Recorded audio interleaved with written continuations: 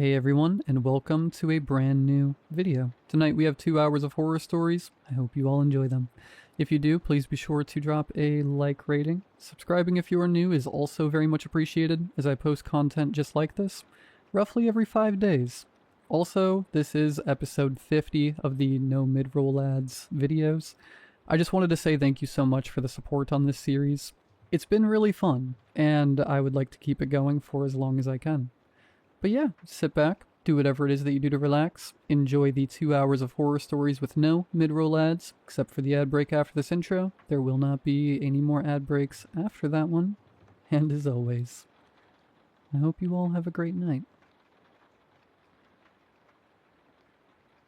I took the job after 6 whole months of gainful unemployment. The job hunt was brutal. It's not that I'm unqualified. God, no. I have my bachelor's in communications. I had good grades in school. The problem was my employment history. I could never hold something steady for longer than a year, maybe 2. In the worst cases, I'd get dropped after 3 months. Nothing ever stuck with me. I thought I had my lane out of college, but it just didn't work out. And from there, I've spiraled. Another issue is that most of the postings feel like they exist purely for analytics. Ghost jobs made to make a company look healthier than it really is. There were a few real ones, but none that extended any offers. Probably because of my history. My bills certainly didn't care that I was struggling. I had to figure out something fast, or I'd be on the street within the month.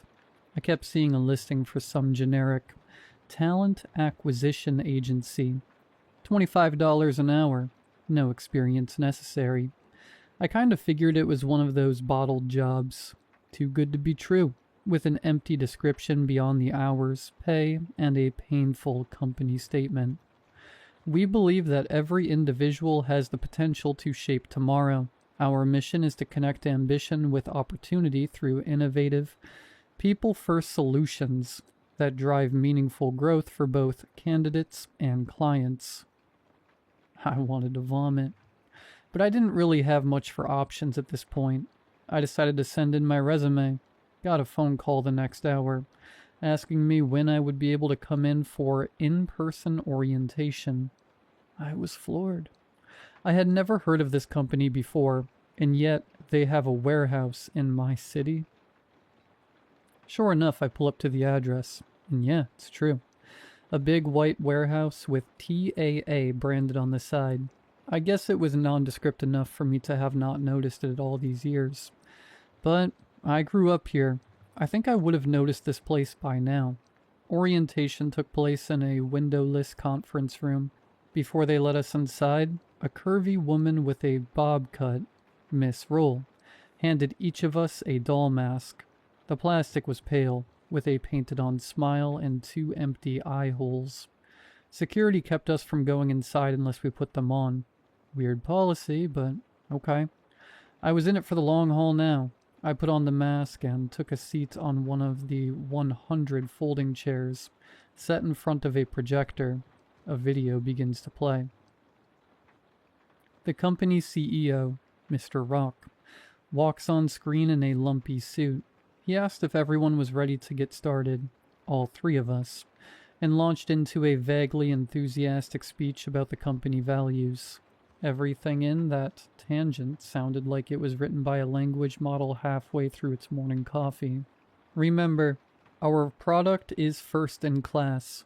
No other substitution will do. Remember, we don't believe customers can make mistakes. Remember, think different. Shape the future. I sat through what felt like 2 hours of it. My eyes started to roll back. The mask itched where it pressed on my cheeks. Miss Roll smacked my leg with a fly swatter. I woke right the hell up. Mr. Parker, please follow me. She started walking through a pair of iron doors. Time for a tour, I suppose. We walked through a warehouse first. Massive, but mostly empty. Conveyor belts carried different shaped cardboard boxes from one end of the room to another. I never saw anyone actually packing them. The only person working the floor was a short, portly fellow in a red hard hat. still wasn't clear on exactly what our product was, but I think I must have missed that part in our orientation. I was too embarrassed to ask. We reached the call center next. This is where I was going to be working, according to Miss Roll. She set me down in a boring cubicle with a single computer, a notepad, some mechanical pencils, and a phone. The computer had solitaire and a basic text editor. The phone had 2 buttons, transfer and hold. Miss Roll told me I'd get the hang of it in no time. She disappeared in the sea of cubicles shortly after. I sat for maybe 20 minutes trying to figure out something to do to look productive. After that, I gave up and started playing solitaire. Maybe 30 seconds passed before I got a call. Hello? Hi there, I said. Is this acquisitions? I looked around the room, no point of reference for me to use. I believe so. Thank God. I was hoping I could talk to someone about landing a job. I cleared my throat. Could you hold for 1 second? The man on the other end grunted. I hit hold and looked for Miss Roll. Nowhere in sight. Sweat started soaking beneath the mask. I got back on the line. Sir, are you still there? Pretty sure I am. Okay, thank you. Listen, I'm pretty new here. I'm going to be honest, I'm not entirely sure how to help you. My boss isn't around, and... This is acquisitions, right? Yes. Okay. Then I'd like to inquire about a job. The shift in his voice was very jarring, to say the least. I had to do a double take. I'm not sure how to help with that. I haven't been... Who do you think you are? I couldn't get a single word out. I'll find you, do you hear me? I'll kill your whole... I hung up, hands trembling. Miss Roll was standing right behind me with her arms crossed. I couldn't see her face, but her neck was redder than before. I could only assume that meant the same for her expression. What was that? She asked. I don't know. I have no idea. I wasn't... Do you see your phone? Yes. Do you see the 2 big buttons on it? Yes. If you don't know how to help a customer, just hit the transfer button. We covered it in your training. What? Training? The videos? I was more of a hands-on guy myself. Even if I wasn't, how did she expect me to memorize 2 hours worth of drivel? I didn't say anything. She was already walking away. You seem tense, Mr. Parker. Take a 5-minute water break. Sure, yeah, that might help. I got up and headed to the cooler. I found another guy there, dressed in, more or less, the same outfit as me. Black slacks, a button-up shirt, dark leather belt.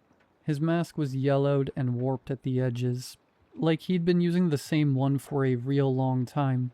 He was sipping water through the little mouth slit like it was totally normal. I shook my head and started to lift mine from my cup. His arm shot out, hand stopping me. I reeled back, heart pounding. No, no, no. Don't let them see you.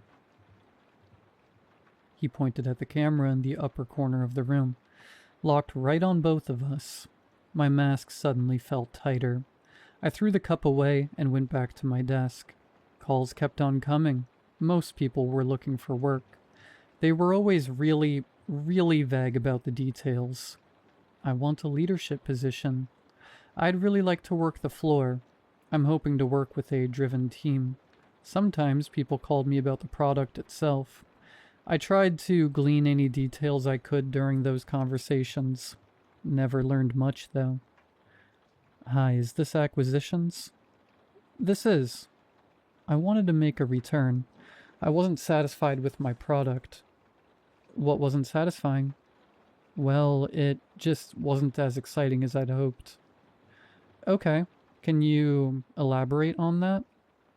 I don't know. It just wasn't very exciting. Can I return it? Hold for 1 second. I sighed and hit the transfer button. The call is sucked down the line. I got better at the job the way you'd get better at any empty ritual. I tried to challenge myself to keep a conversation going for as long as I could before it collapsed and I couldn't help them anymore. BSing got me a long way. My personal record was 5 minutes and 14 seconds. Sometimes people just wanted advice. One guy even read me the first page of his screenplay, did the voices and everything. Most calls were just about product and job placement though, nothing worth writing home about. And yet it was quickly becoming my entire life. 6 months passed like that. I stopped going out. After a full day of calls, I was too tired. I would get home, saving my energy for the next shift, and fall asleep within a few hours, if I even lasted that long. The mask stopped itching as much. Some days I forget that it's there. Even on the bus. In mid-August, the loudspeaker cracked. Mr. Rock announced that overtime would become mandatory this next few months, as we enter the busy season. Miss Rule tells me to pack an extra lunch. The next day ran for 16 hours straight. By the time I got through transit, it was closer to 20 hours spent dedicated to my job alone that day. I would be lucky if I got 4 hours of sleep before the next shift. I walked into my tiny studio apartment, exhausted, sore, totally muggy. I ripped the mask from my face and leaned over the bathroom sink to splash it with cold water. I felt nothing. When I looked up in the mirror, there was a hole where my face should have been. Depthless. No eyes, no nose, no mouth. I stood there for a long time waiting for the panic to hit. It never did.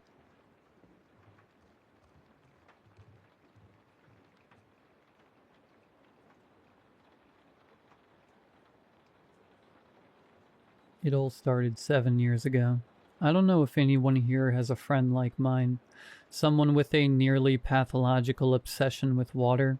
He was exceptionally fond of drinking it. When Avery first introduced me to his passion, we had known each other for less than a month. I remember it was summer. The dormitory air conditioning was broken, so on my way back, I brought 2 bottles of chilled mineral water from the convenience store downstairs.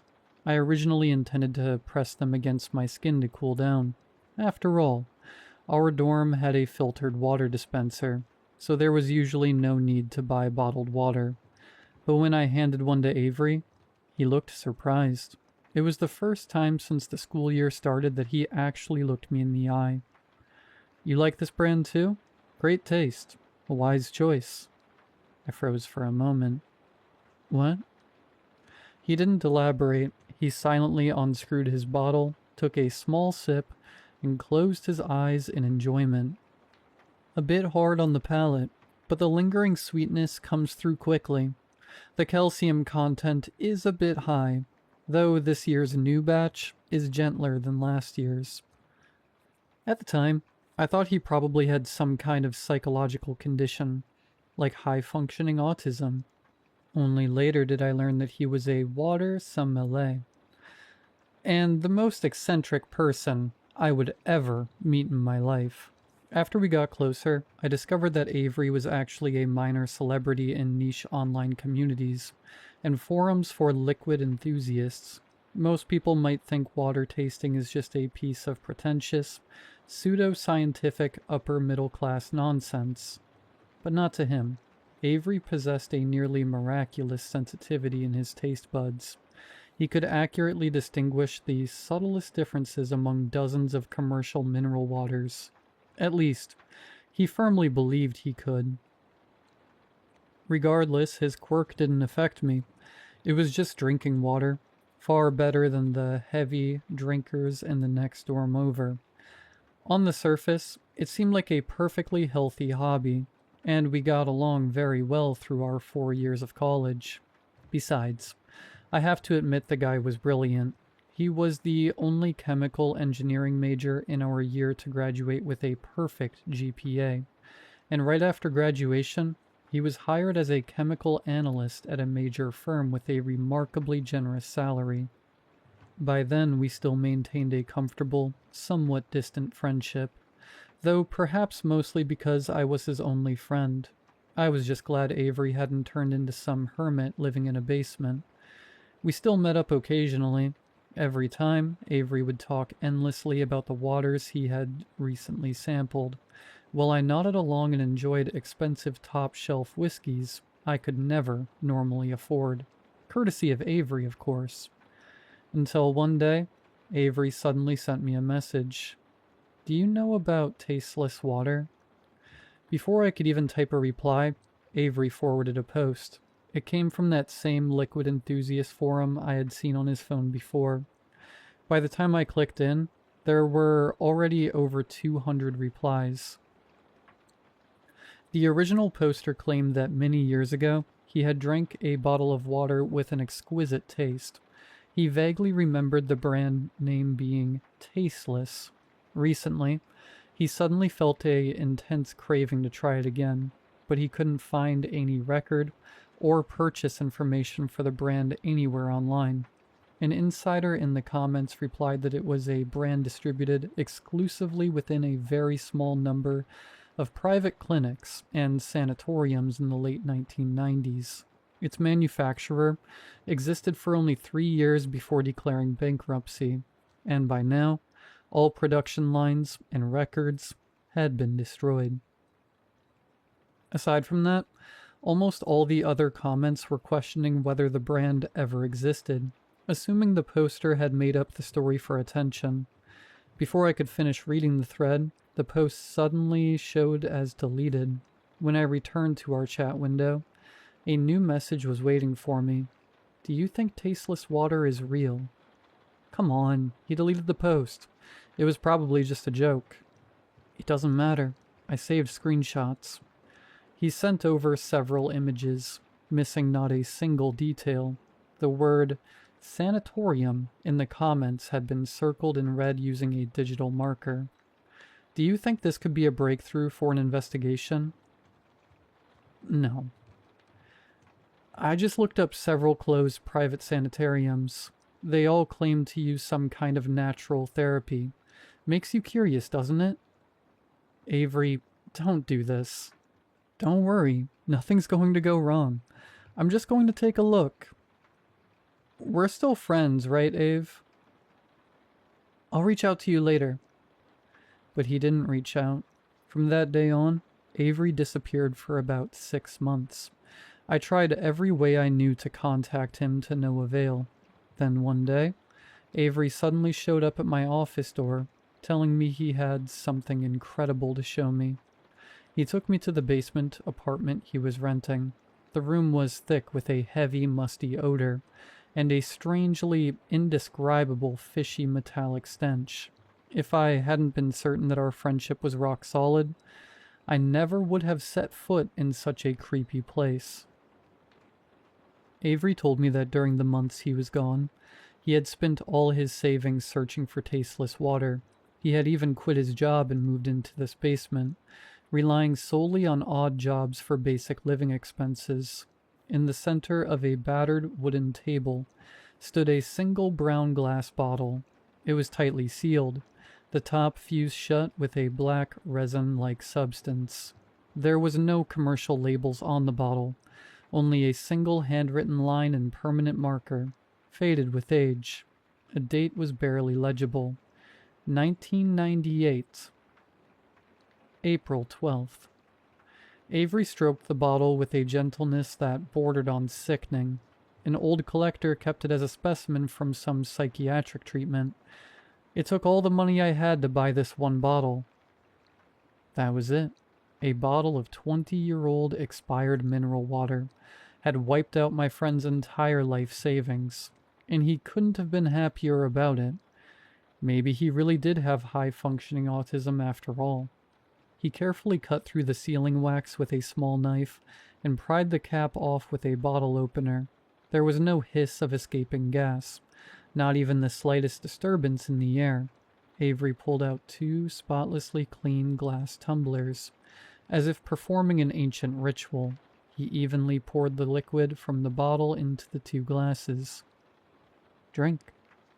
He looked at me with an urgent, coercive intensity in his eyes. I have to drink it too?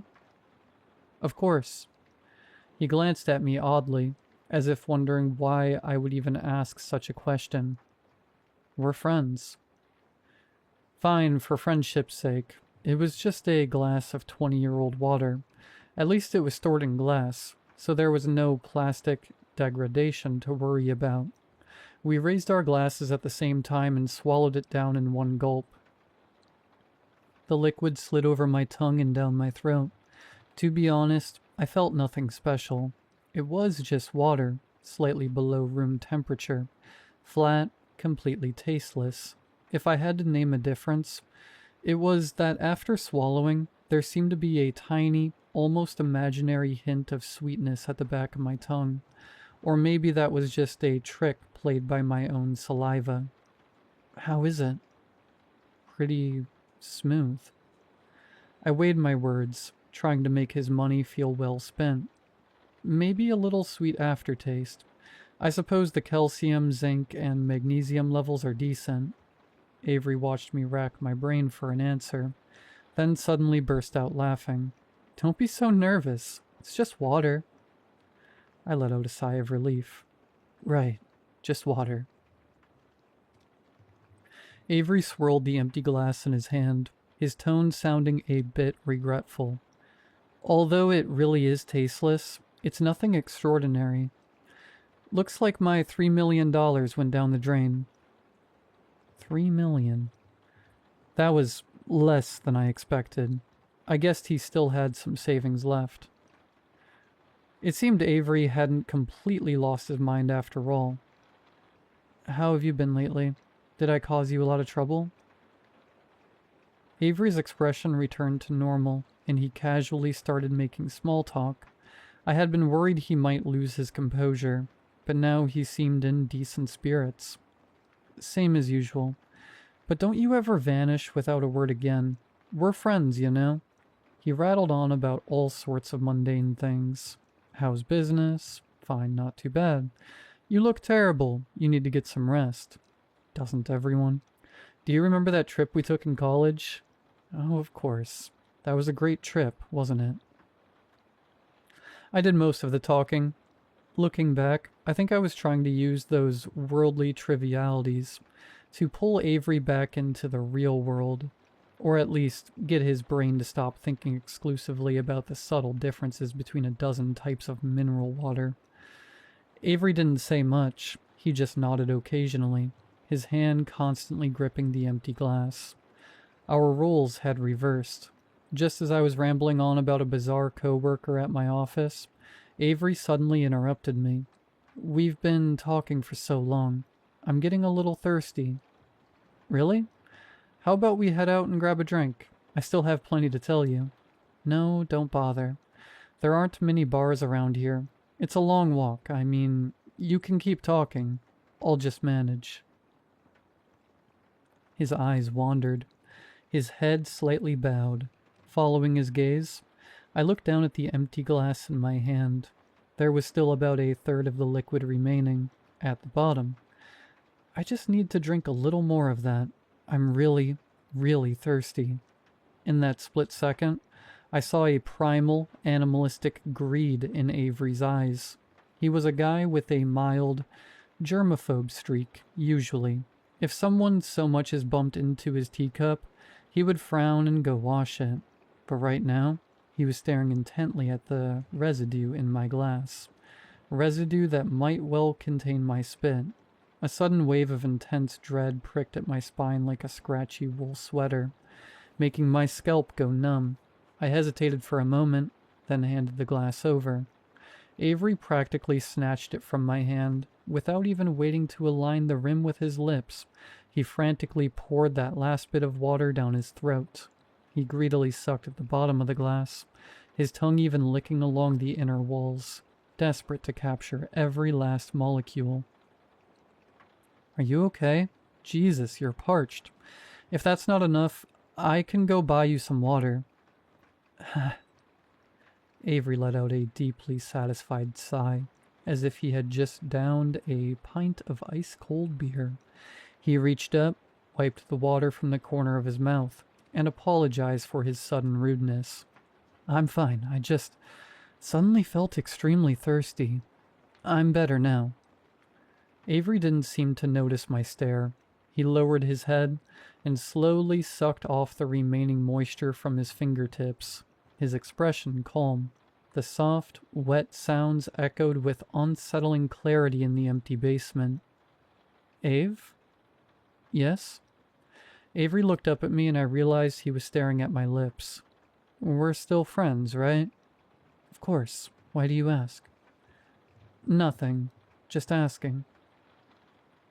That was our last conversation. After that day, Avery vanished. He never returned. His phone became a disconnected number. His basement apartment was put back on the market, and his forum account went dormant. I tried going to the police, but they deemed it a voluntary disappearance of an adult with no immediate family, which didn't constitute a missing person case. It was only then that I realized he had never once mentioned his family to me. I knew nothing about him. Writing up to this point, I don't know whether I should write down what happened next, because I'm not sure if what I saw that day was a hallucination or reality. After hesitating for a long time, I finally decided to write the whole thing out, or at least write down what I know. If your relatives or friends are also looking for tasteless water, please, whatever you do, stop them. I have always deeply regretted not talking to Avery more that day. After he vanished, I rarely drank plain water anymore, turning instead to a heavy addiction to soft drinks, until my annual checkup doctor warned me to stop drinking so much Coca-Cola unless I wanted diabetes by 30, so I switched to Diet Coke. Just kidding. Now I only drink green tea. It's less bland than plain water. 2 months ago, my company organized a team-building wilderness retreat deep within an undeveloped section of a national forest in Oregon. It was a treacherous zone where karst topography merged with virgin forest, perpetually shrouded in cold, damp mist. Everyone in the company complained bitterly about the arrangement, but the big boss insisted on going there, claiming we needed to reconnect with nature for our health. The weather turned terrible that afternoon. The planned hiking route became a muddy disaster following a sudden torrential downpour, and I got separated from the main group. While trying to locate trail markers, I stepped on a rotting tree root, and my footing gave out instantly. The tumble down was long and chaotic. I grabbed at anything I could reach, trying to break my momentum. Spinning out of control, branches slashed my skin, and jagged rocks battered my bones. Finally, with a sickening snap, my left lower leg bent at a horrific angle, and I slammed hard into the bottom of a deep ravine. The excruciating pain knocked me unconscious. I didn't know how much time had passed, but when I finally woke up, the sky was pitch black. Around me was an impenetrable canopy of trees with the occasional night bird uttering a piercing screech. The temperature in the ravine had plummeted, and the biting cold combined with blood loss began to cloud my mind. My throat felt as if it were lined with dry sandpaper, every breath dragging out a burning sting.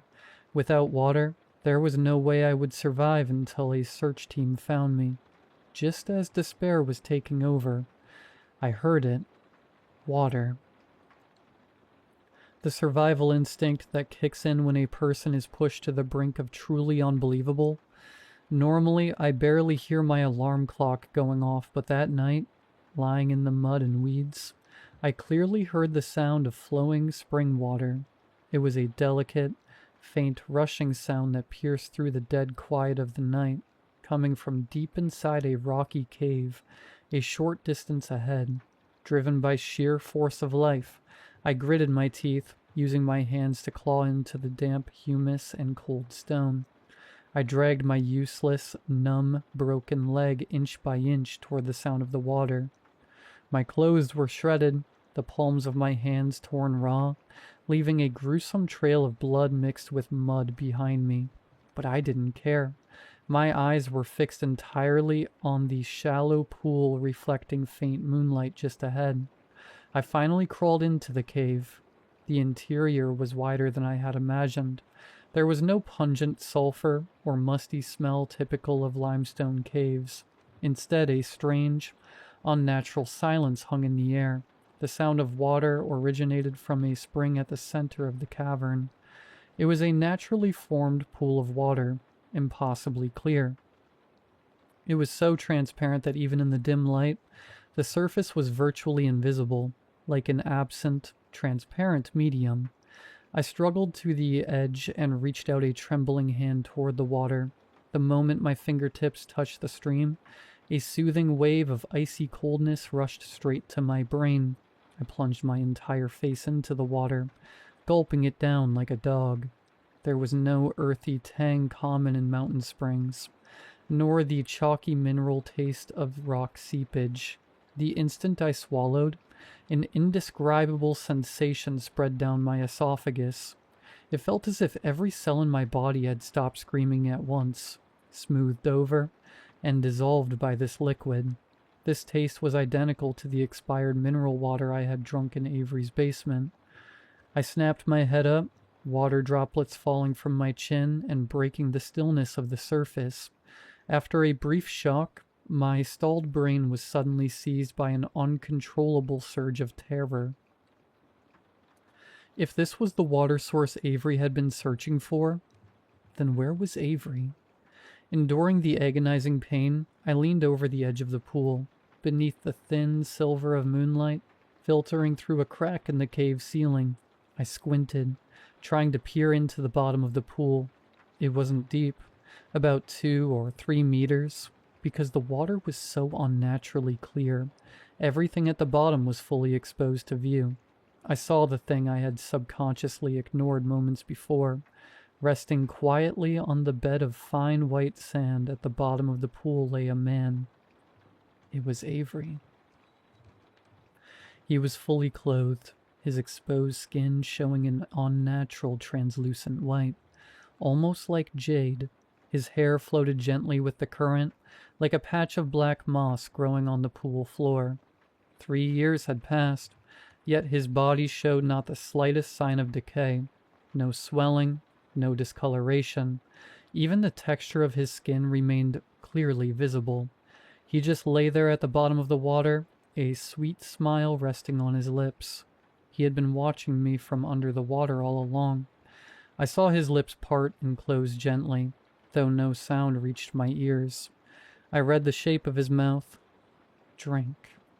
I watched my own head lower toward the water again, completely out of my control, and caught the increasingly tender smile of Avery's face at the bottom of the pool. The only sound left in my ears was the gentle surging of the spring. It was the sound of the water breathing. I don't remember much of what happened after that. I was rescued by a search team, and when I woke up, I was lying in a bed at a local emergency hospital. My left leg was saved, but the doctors said my blood work was bizarre. The concentration of electrolytes and all minerals in my body was at a critically low level, far below what should be compatible with life. I asked the search team members if any of them had seen that pool of water, but they said I was found unconscious directly below where I had fallen, in an open clearing. That was the only reason they located me so quickly. One of the rescuers told me it was completely normal to experience vivid hallucinations under those circumstances. Today, my body has fully recovered. I am as strong as ever. Better, in fact, than I ever have been. I'm full of energy and can run 2 hours straight without stopping. I might set out again soon. Yesterday, I found a small bottle filled with spring water in the side pocket of my backpack. I can taste its flavor. I have no memory of ever filling it, but it means that pool was no hallucination. Avery is still down there, beneath the surface. I have to go bring him back, because we're friends.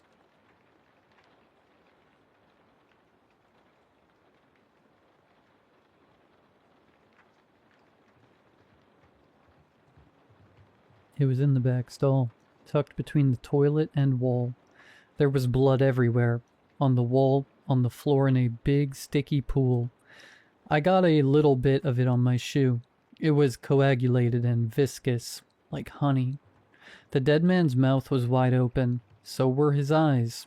His head was unnaturally tilted, in a way that hurt my own neck to even look at. I left the bathroom immediately. I was only trying to kill some time and avoid the awkward conversation at the table. I returned to my seat. The conversation was still going. I looked down at my drink.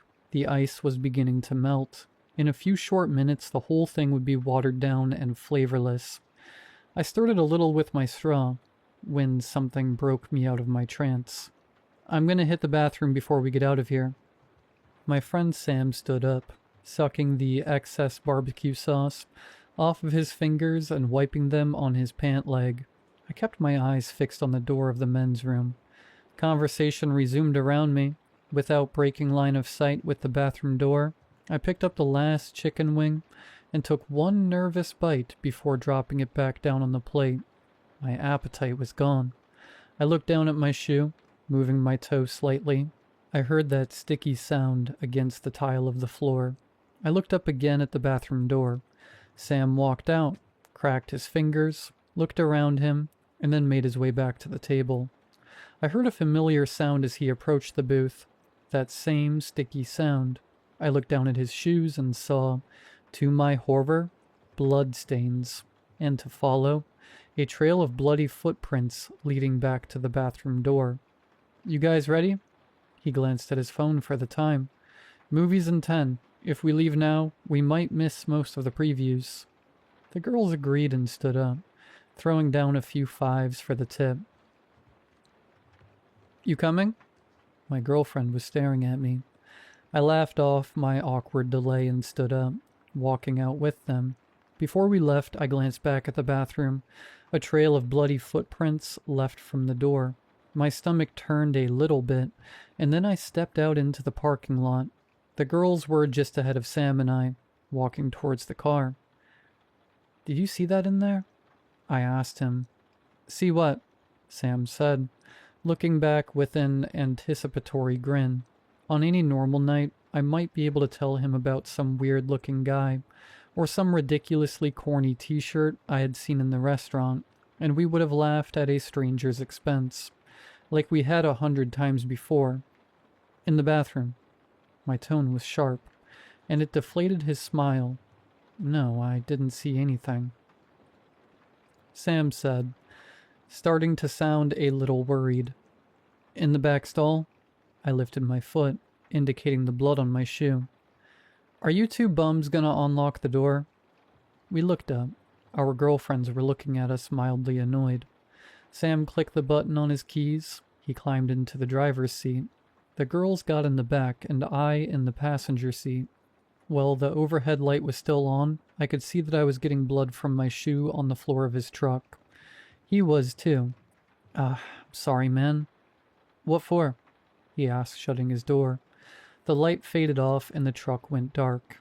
"For getting all of this on the floor." He clicked the overhead light back on and looked over. Nothing was there. "You good?" "Yeah, I guess I just had a few too many beers." "You didn't even have a beer." Sam laughed and clicked the overhead light off. Sam kept the conversation going between us while I kept my eyes down on the floorboard, straining through the dark, hoping to catch a glimpse in the flash of a passing streetlight of what I knew was down there, a smeared, bloody footprint. The girls seemed to be continuing a conversation from earlier in the back. I only caught little snippets. "That's what I like most about him. He's not him. Like, not even close. No, he always asks. And he understands why I say no a lot." Whatever Tara may have been adding between Heather's words, I was totally unaware of. It was precisely that conversation that I had tried to escape from into the bathroom. The place was packed. We parked towards the back of the parking lot. The red glow of the theater sign reflected off of rain puddles on the pavement. We stepped inside. Sam and Tara stood in line in front of Heather and I. My eyes stayed on my shoes. The blood was still there. I still felt the bottom of my foot sticking to the floor a little bit, even after having deliberately stepped in a puddle. Sam didn't seem to see it. Not on his shoes or mine. I could see the bloody footprints he was leaving behind. Even here in the theater, no one seemed to notice them, though. I was baffled. I feel like I should have called the police back in the restaurant. Maybe ran out screaming, caused a big scene. Then everyone would know. Then I wouldn't have this pit in my stomach. Then no one would ask me, if I ever did speak up, why didn't you say something sooner? As it sits now, I think, if I just continue to ignore this, forget what I saw in the back stall of the men's room, someone else will find it. By now, I'm sure someone already has. Maybe Sam didn't go all the way to the back stall, never caught a glimpse of what I had seen. The blood from that back stall had probably run all the way across the floor by the time he went in. He got a little unnoticeable amount on his shoe. That's why he thinks I'm acting strange. He'd be acting the same way if he were me. Next, came a slightly annoyed voice from behind the register. I looked up. Oh, 2 for, same as the 2 in front of you, I'd assume. Yeah, yes, please. I handed the lady a 20 and took my 5 and change. Went to get some popcorn and drinks for Heather and I, while she caught up to Tara and Sam. When I caught back up with them, Sam was giving a demonstration on the proper way to salt and butter popcorn. The girls were ignoring him. I wanted to laugh, but I couldn't. I couldn't get my shoe to stop sticking on the floor, no matter how hard I wiped it against the carpet. Theater 8 was the smallest theater in the whole building. At the far end of the long hallway, we weren't seeing the big summer blockbuster that everyone else was there to see. The movie we were watching, whatever it was, had already been in theaters a week longer than it deserved, and anyone who even wanted to see it already had. No one was there but us. Knowing Sam and Tara, I knew they had no intention of actually watching much of the movie. Nervously, I nipped at some of the popcorn, all the while trying to discreetly wipe the bottom of my shoe against the floor. No matter how hard I tried, the sticky, now almost gum-like blood would not come off. "What's the matter, honey?" Heather said, placing her hand on my shoulder. "Oh, it's just this, I don't know what, stuck on my shoe. It's driving me up a wall," I whispered. "Well, go to the bathroom and try to wipe it off then," she said. I stood, sliding past Sam and Tara, already making out. The theater, which had just a moment before been buzzing with energy, suddenly felt empty, bordering on desolate. I made my way towards the bathroom and stepped up to the sink immediately. I grabbed a few paper towels, wet them, and began to try and wipe the blood off the sole of my sneaker. It defied all logic. It stayed there, as sticky as it was when my foot first touched it. I knelt down to take my shoe off. In doing so, I happened to glance under the stalls. My heart stopped when my eyes landed on a pair of legs, stretched out as though someone sat on the floor of the back stall. I stood, slowly walking towards the back stall. The sticking sound of my shoe against the tile, like someone peeling tape off of a roll, filled the room. When I opened the stall door, I don't know what I expected to see, but it certainly wasn't the same dead body that I had seen in the restaurant. Though that is exactly what I saw. The same face, the same blood splattered on the walls and pooling up on the floor, flowing out of his mouth, nearly dried, covering his shirt and the front of his pants. This was my opportunity to make up for what I had neglected to do the first time. I could run out of there screaming, crying, begging for someone to call the police. Yet none of that came to me in the moment, not genuinely. I turned around and walked out of the bathroom, went back down that long hallway, and returned to my seat in Theater 8, next to Heather. "What's wrong?" she asked immediately. Sam and Tara turned towards me as well. "There's a dead body in the bathroom. Back stall. Blood everywhere. He was at the restaurant, too." Heather looked horrified, in a sort of, I don't get the joke kind of way. "What did he just say?" Sam asked, almost laughing at the absurdity of what I had just said. I looked at him as gravely as I could. "Go to the bathroom," go to the back stall and tell me what you see." Sam's smile was once again gone, and he rose and left the theater. The three of us sat there in silence. I could feel Tara and Heather's eyes on me, but I turned towards the screen, started eating popcorn, aggressively shaking my leg. The distinctive pop of my shoe against the floor was like a metronome set too fast. Tick, tick, tick, tick, tick. Neither of the girls spoke. I don't blame them. I don't really know what I would say either. "Dude, you are messed up for that," I heard Sam say, loud enough to hear over the movie as he stepped back into the theater. The metronome stopped. I turned around to see him, already reclaiming his seat. "What do you mean?" Heather looked at me, confused, a bit upset. "This is not funny. Seriously, what kind of joke is that?" It's not I don't know. I guess it sounded funnier in my head. I'm sorry, guys." I returned to my popcorn. Bouncing my leg again, I realized for the first time in at least an hour that my foot wasn't sticky anymore. I didn't know what to take from that, other than relief. Like a bad dream was over. I just didn't know you could have dreams without falling asleep. The movie ended an hour or so later. We walked through a mostly empty parking lot back to the car. My little joke had all but ruined the night. As we drove back by the restaurant, I suddenly felt the urge to go in and check the bathroom in there. One more time, just to confirm that it was all some kind of delusion. "Hey, I think I lost my keys in there. Can you pull in really quick? Just want to check. Hope they aren't in the theater."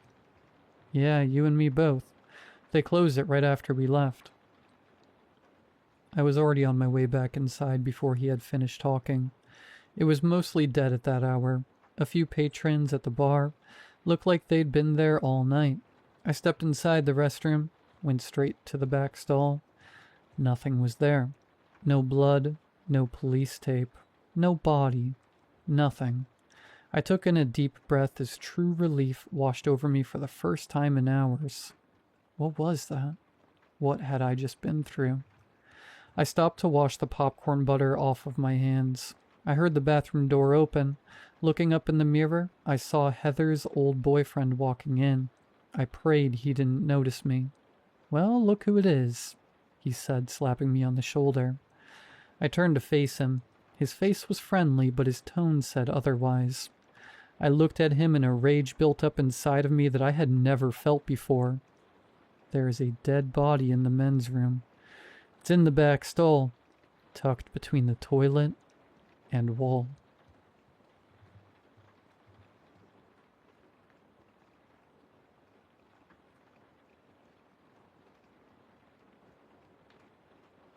Before I got into doll maintenance, I was a medical student. It was hard work, sure. Lots of sleepless nights and the kind of headaches that come from cramming way too much into the brain in way too short a time. But the reason I dropped out was that I couldn't stand the stress of being responsible for someone's life and death. Everything else was tough, but nothing I couldn't stick to and grind out.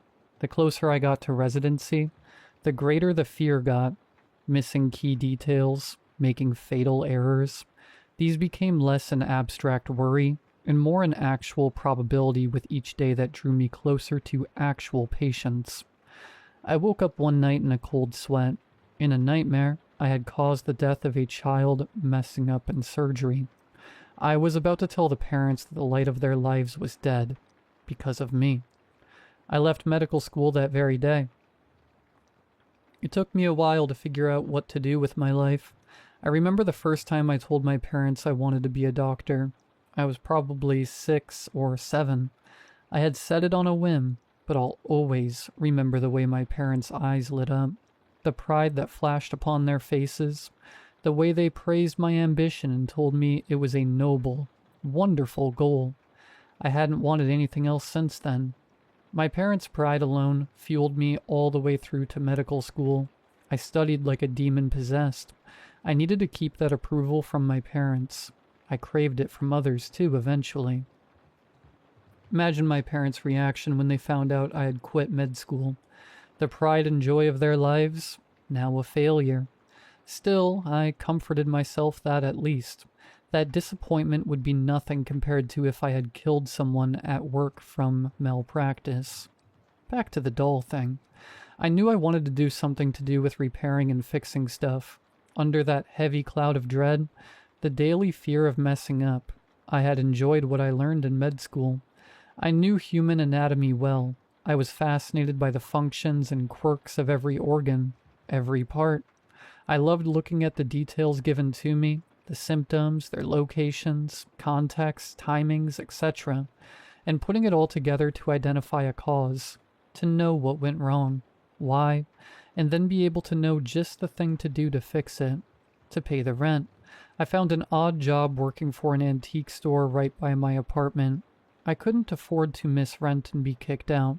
I couldn't go home, couldn't face my parents' terrible mix of disappointment, anger, disdain, and worry. The boss was nice enough. He taught me how to fix up and prettify the antiques that arrived at the store. Broken pocket watches, intricate old chests, ancient carved chairs. I would take whatever it was, look at the parts, identify what was off, and figure out how to fix it, then make it look good again.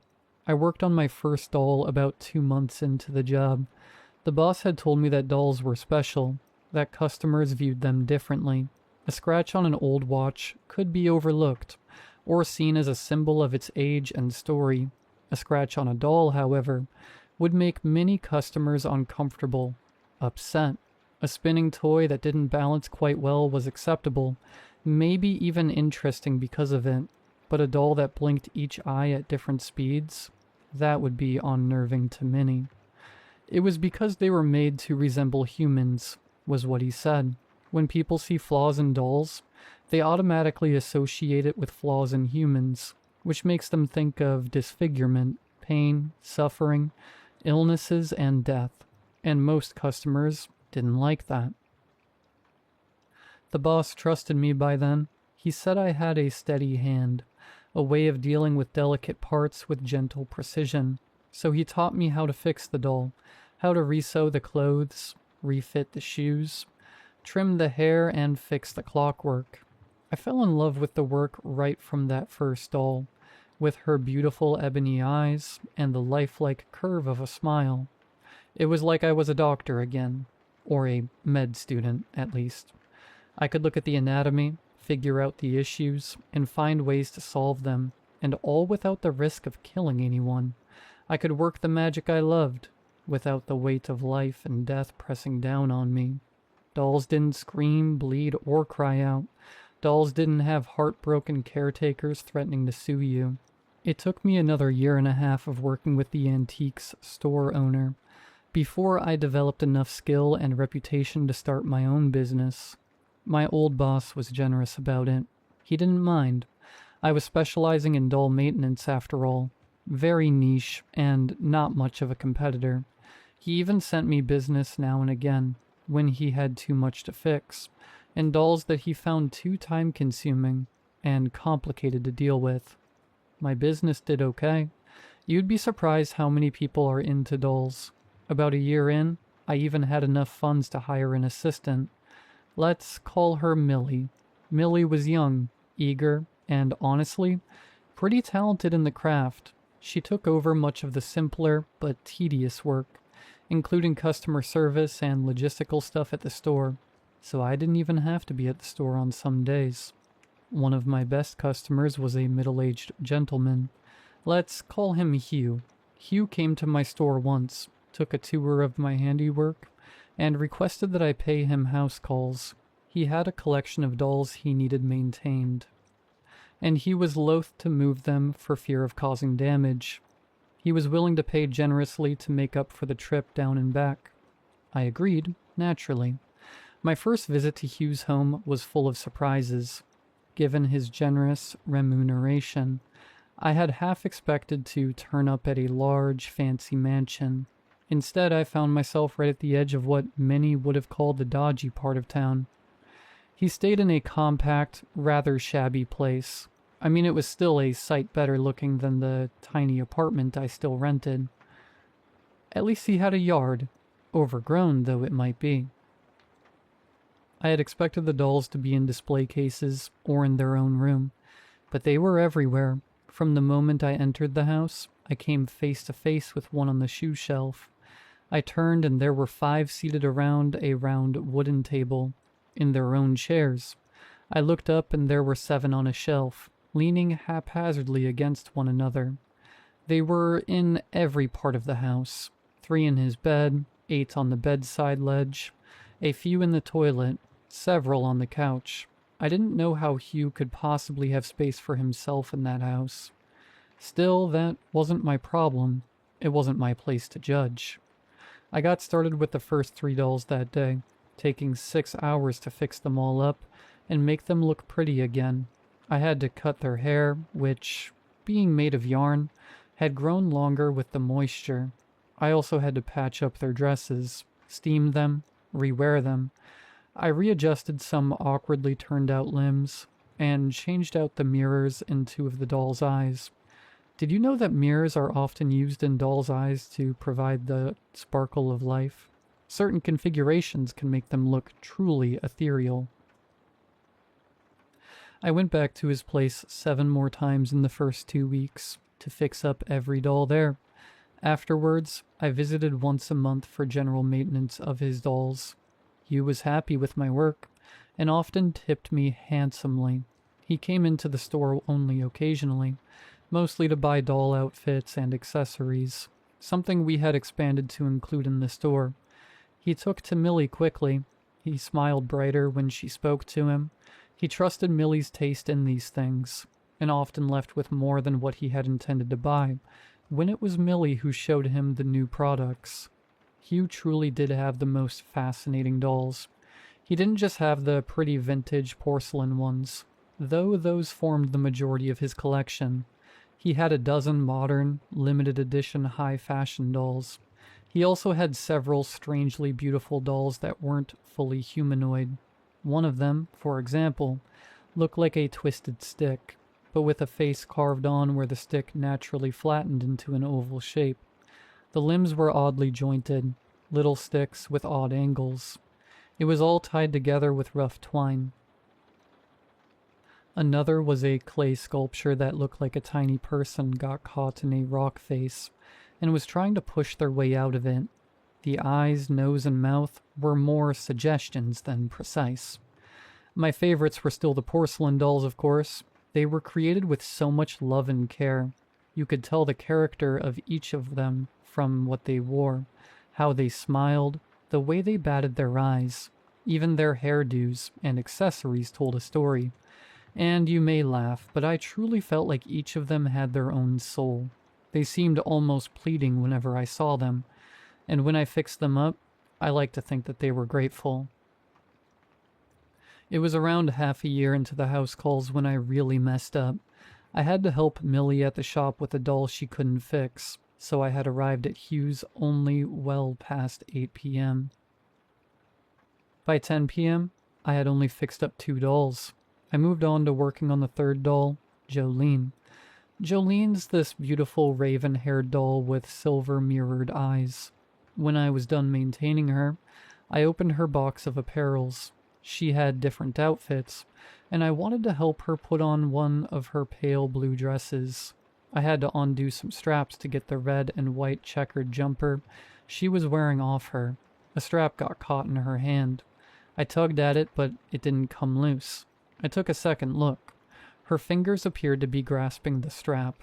I was sure, that it was a trick of the light, or that perhaps her hand had always been in a clenched position. I just never noticed. So I kept pulling, then began prying at her fingers.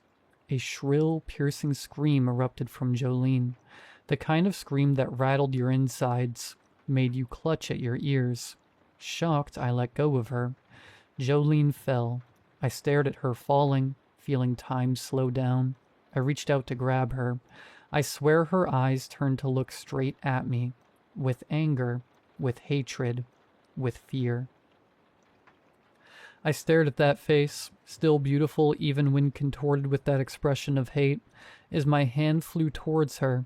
Then that face shattered, coming apart into pieces. each eye staring at me from a different piece, and her mouth torn in half. Then the pieces lay flat on the ground. The screaming stopped. I froze, unable to believe what had just happened. You might not believe it, but I was truly more horrified by the grave mistake I had committed, the breaking of a doll, than by what I thought I had seen the doll do.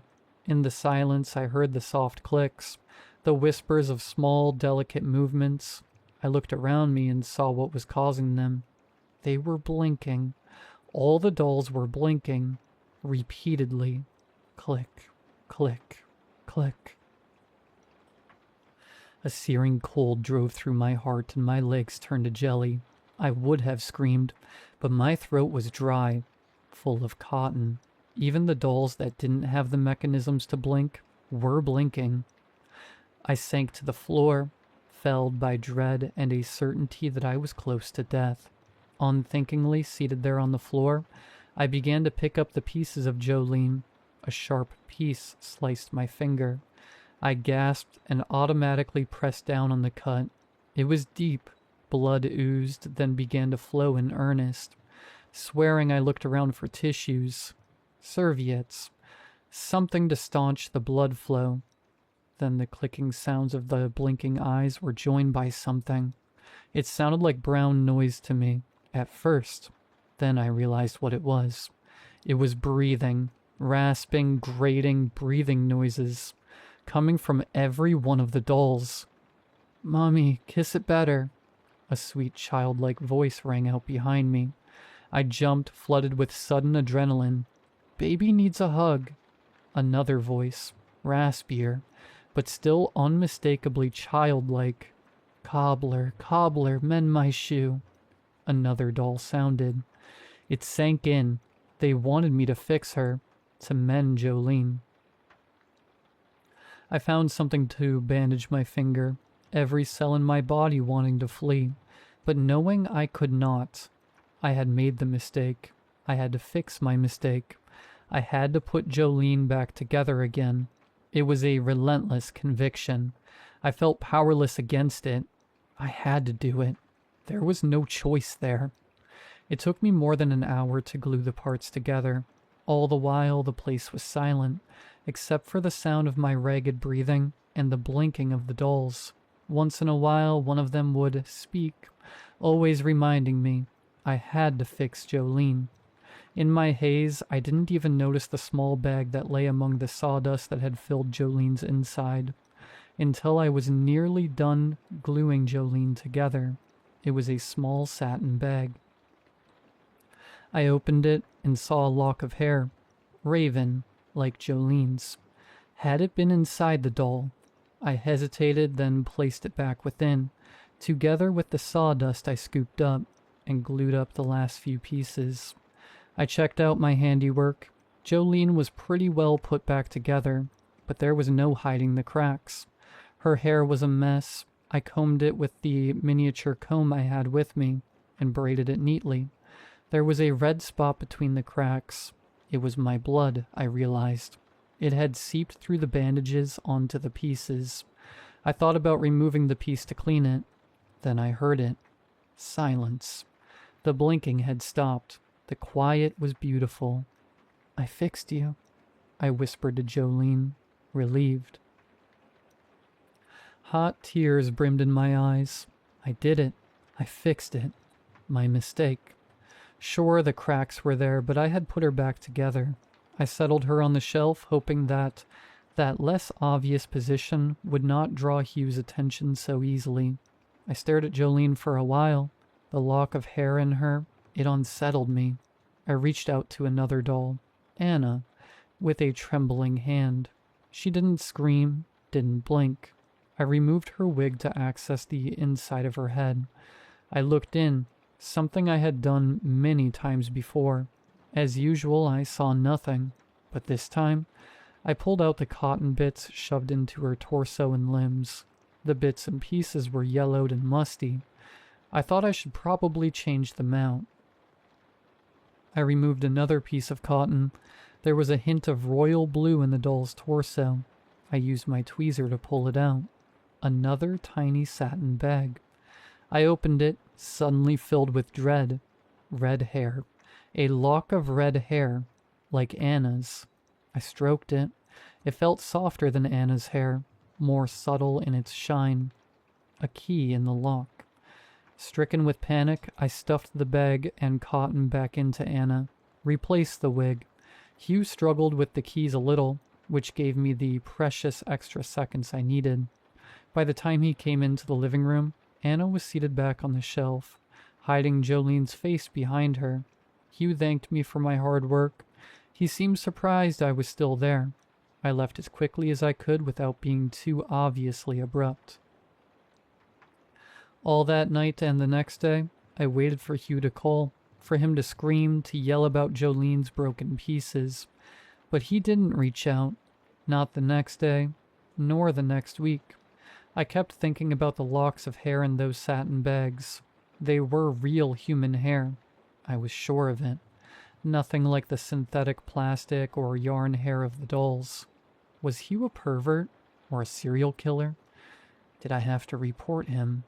But what proof did I have? A few locks of hair? I ended up doing nothing. A few weeks later, I went back to maintain the dolls. Jolene was whole again, not the glued-together way I had left her. She was whole, perfect, like she had never been broken. I reached in, dug through the sawdust. The lock of hair was still there. I put her back down. She blinked. I stepped back, knee buckling. How could she be whole again? Had Hugh found out, bought a replica? Was he waiting for me to confess? I sat down, feeling sick. Then I saw her. A new doll. The first new one in 7 months. There was a note next to her. It was how Hugh had labeled the names of the other dolls for me on the first visit. I picked up the note. Millie.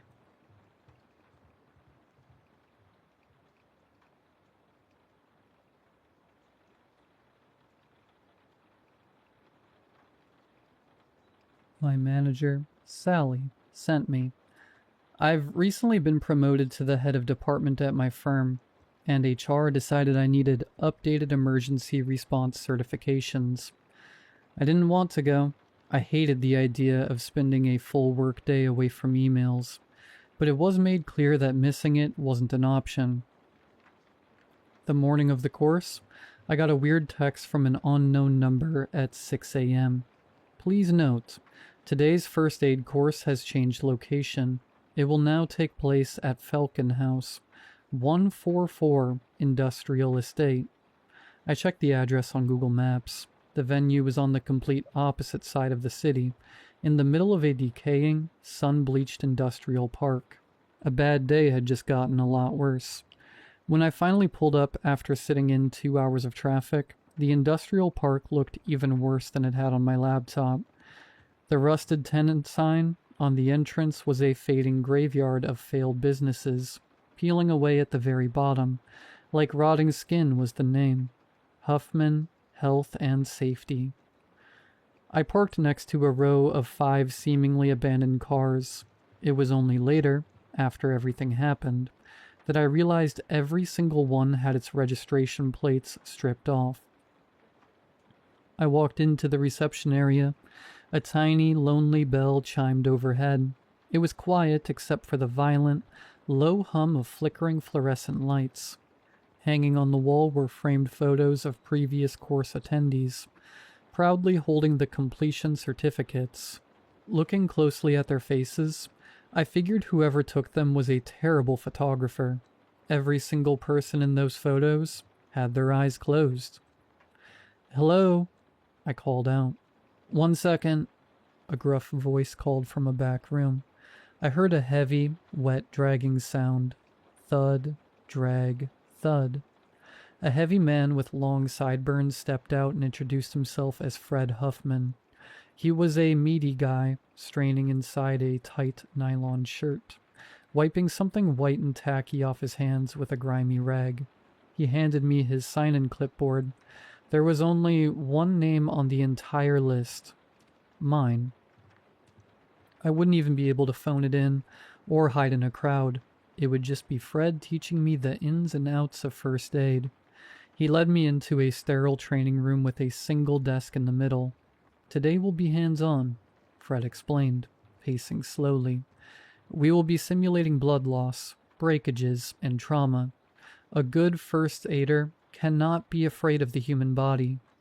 He switched on an overhead projector, beaming an image of himself standing beside a standard CPR dummy onto the opposite wall.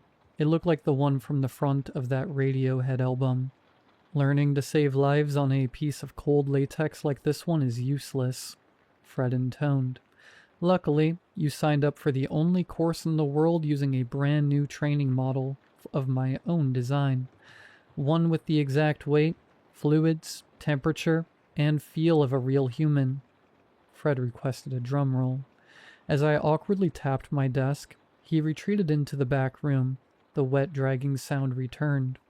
When he backed into the room, he hauled out a full-sized, shiny plastic figure and laid her down in front of me. He told me her name was Rita. Rita was a deeply uncanny training mannequin. She was covered from the top of her bald head right down to the ends of her toes in glistening white skin. Dead, glassy eyes stared at me over a mouth frozen wide open in a silent scream.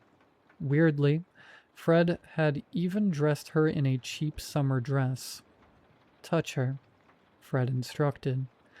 I hesitated, then reached out to grip the plastic arm. I froze. She was warm. Too warm. How? I asked, pulling my hand back. Fred tapped his nose. Secret of the trade. Now let's practice CPR. 4 compressions, 2 breaths. I knelt beside the plastic figure, placed my hands on her sternum, and leaned down. Reluctantly, I put my mouth over hers and delivered a tentative breath. As the air passed into her chest, a long, slow gasp rattled out of her throat, an agonizing, gurgling moan. I scrambled backward on my hands and knees, hyperventilating. What was that? Fred burst into a wheezing laugh. Agonal breathing. It's a natural reflex as air passes the vocal cords. I told you she was realistic. Before I could process it, Fred moved to the next module, wound care. He pulled out a heavy flick knife and, without warning, drove it straight into Rita's plastic forearm.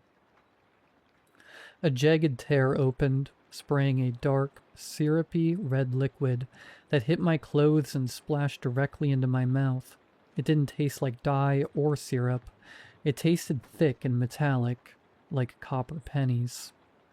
Panic set in, and I thought I was going to faint. I excused myself, stumbling into the grimy restroom to scrub the drying red crust off my face. My hands shook so violently, I couldn't grip the paper towels. Pulling out my phone, I saw a voicemail from Sally. Where the hell are you? The first aid organizer called asking why you missed the session. If head office finds out you skipped... My stomach dropped into a void. If head office hadn't sent the change of location, who had? I slowly cracked open the restroom door. Across the hall, Fred stood over Rita, gently stroking her synthetic cheek and adjusting her dress while whispering, "Very pretty." I stepped into the hallway trying to act calm. Fred, I just remembered I have an urgent meeting. Sorry, but I have to leave. Fred turned slowly, the light behind his eyes completely flat. That's a shame.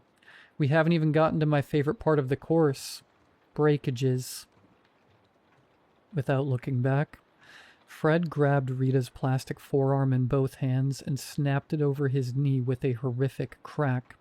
The synthetic skin ripped open and splintered. Real human bone punched through the white plastic, dripping with fresh marrow and blood.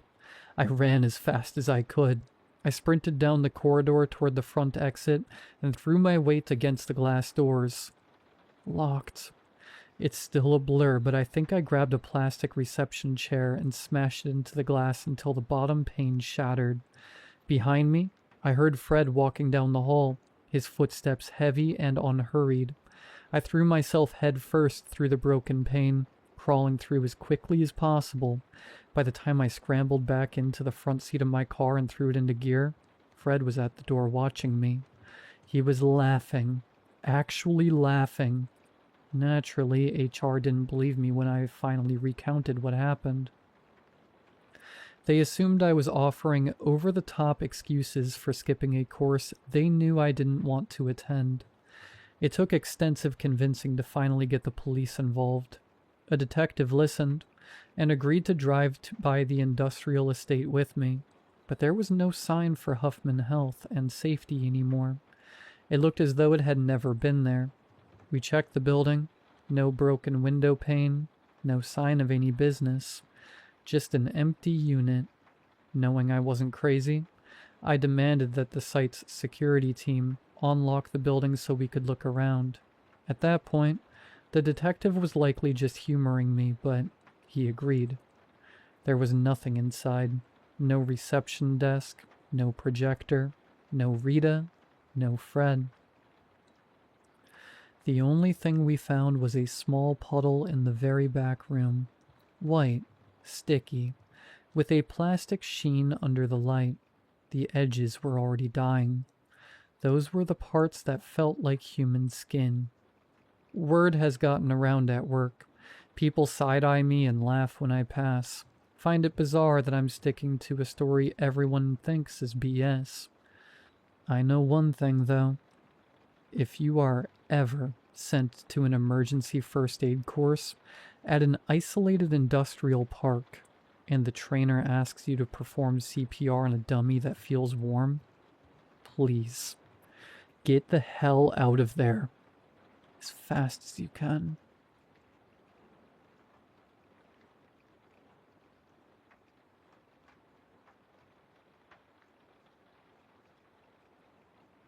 They call it the Ghost Fleet, a collection of downtrodden, rusted, barnacled commercial ships that are anchored and left to rot just where the mouth of the Chesapeake Bay kisses the Atlantic Ocean.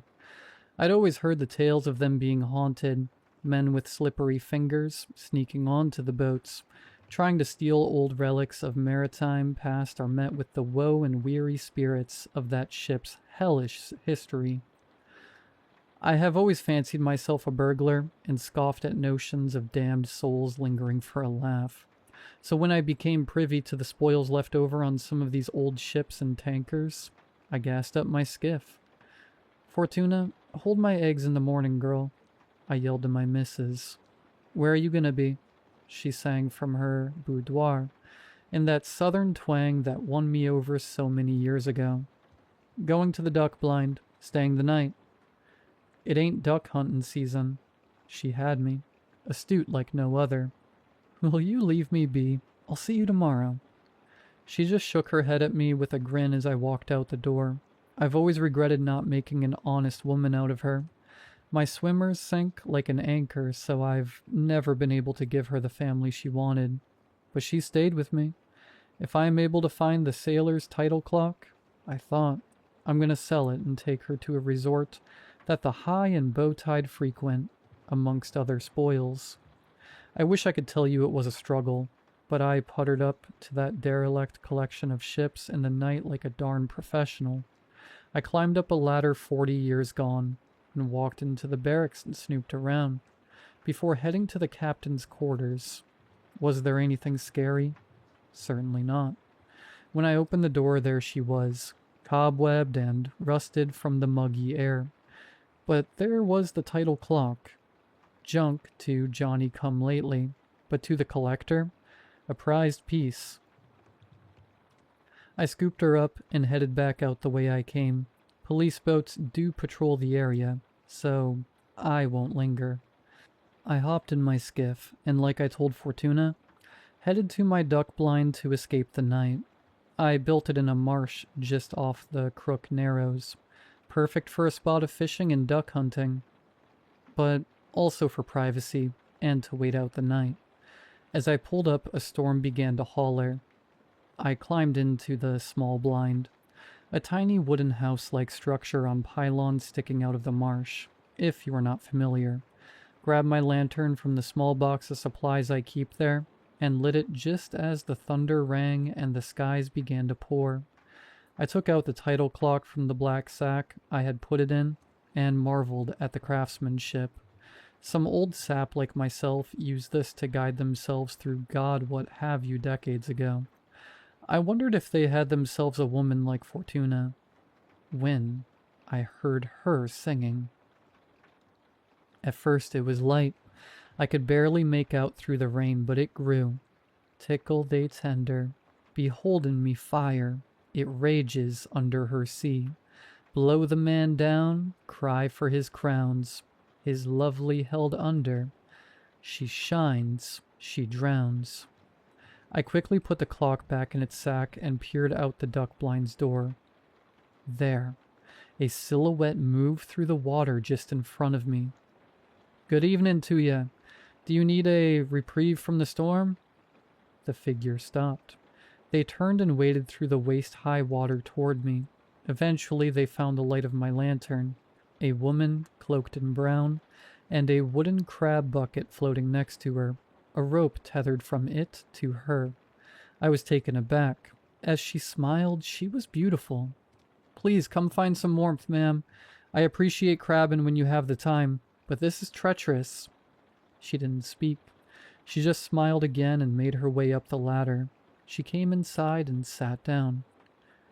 I'm sorry, I don't have any provisions. Not even a towel to dry you. She didn't respond. She just sat on the floor and looked up at me curiously. You sang awful pretty. Without that, I'd probably have found some fright seeing you in this marsh at this time of night. She shook her head. What? I said confusedly. She shook her head again. Just then, blood began to trickle out of her mouth. Ma'am, you're bleeding. I lost my breath when she opened her mouth wide, revealing a freshly cut out tongue. I ripped my coat off and tried to hold it up to her mouth. Suddenly her eyes went wide. As she caught sight of the title clock, she began to flail and I panicked along with her, before she finally threw me up against the wall. I toppled to the ground in some mixture of shock, confusion, and horror. Ma'am, I'm a friend, please, They used it to find us. That same voice from earlier spoke from just outside the duck blind. The woman in front of me just stared at the title clock in its black sack, tears starting to run down her face, mixing with the blood from her mouth. There are more of you. Who's out there? I pleaded.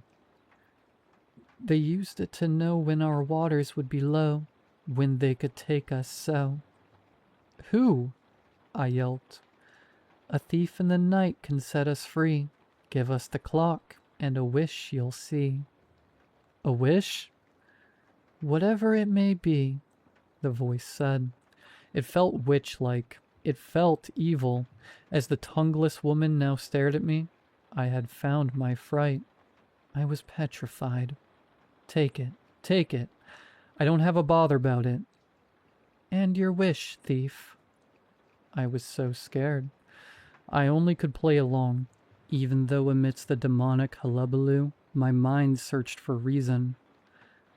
My wife and I to have a child. There was silence, but then, the most blood-curdling, ear-piercing scream from outside as the tongueless woman smiled.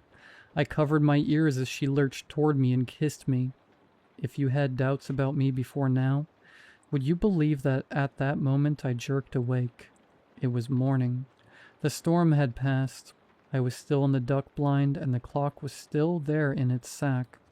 I took a deep breath and chuckled to myself. I whistled and let the salty air flow over my grin as I made my way home to Fortuna. Just then, a kick, then another and another. Something knocked about. In my stomach. I lifted my shirt and pure horror fell across my face. I went straight to the sack with the title clock.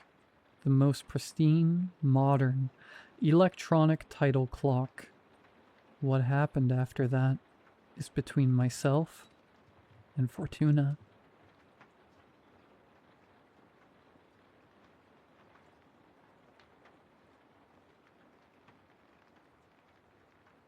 I never really learned why we moved around so much when I was a kid. I always had the feeling Dad was chasing something, or maybe running from something. Unlike Mom's usual excuse of, Daddy got a new, better paying job. Dad would never answer when I would ask why we had to leave again.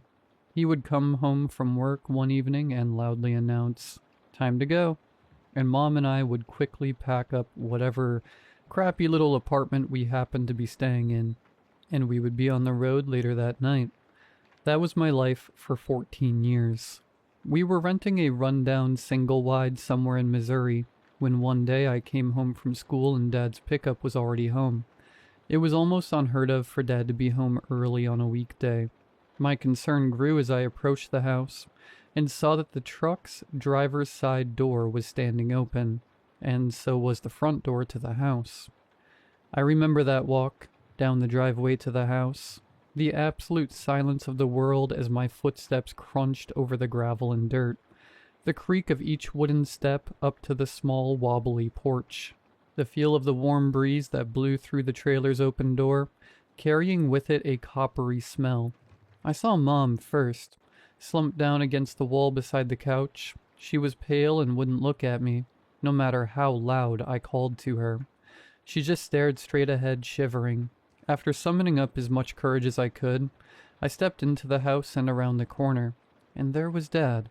At first, I couldn't understand what I was seeing. I couldn't wrap my head around the fact that was Dad. He was on his back, on top of the dining room table. His head hung backwards off of the edge, at too sharp of an angle. His eyes rolled in their sockets before focusing on me for the briefest of moments.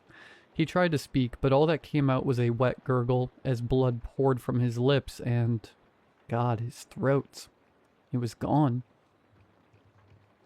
It was like it had been ripped away and flung across the room. Blood coated the walls and ceiling in thick, dripping lines.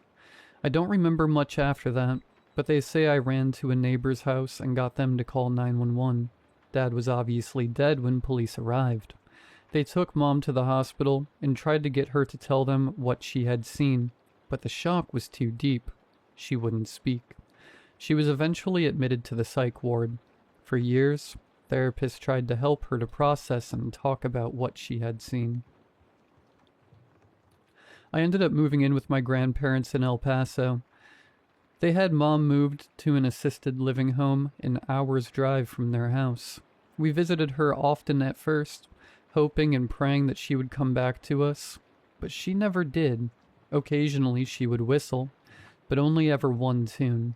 Grandpa said the tune sounded familiar, but he could never place it.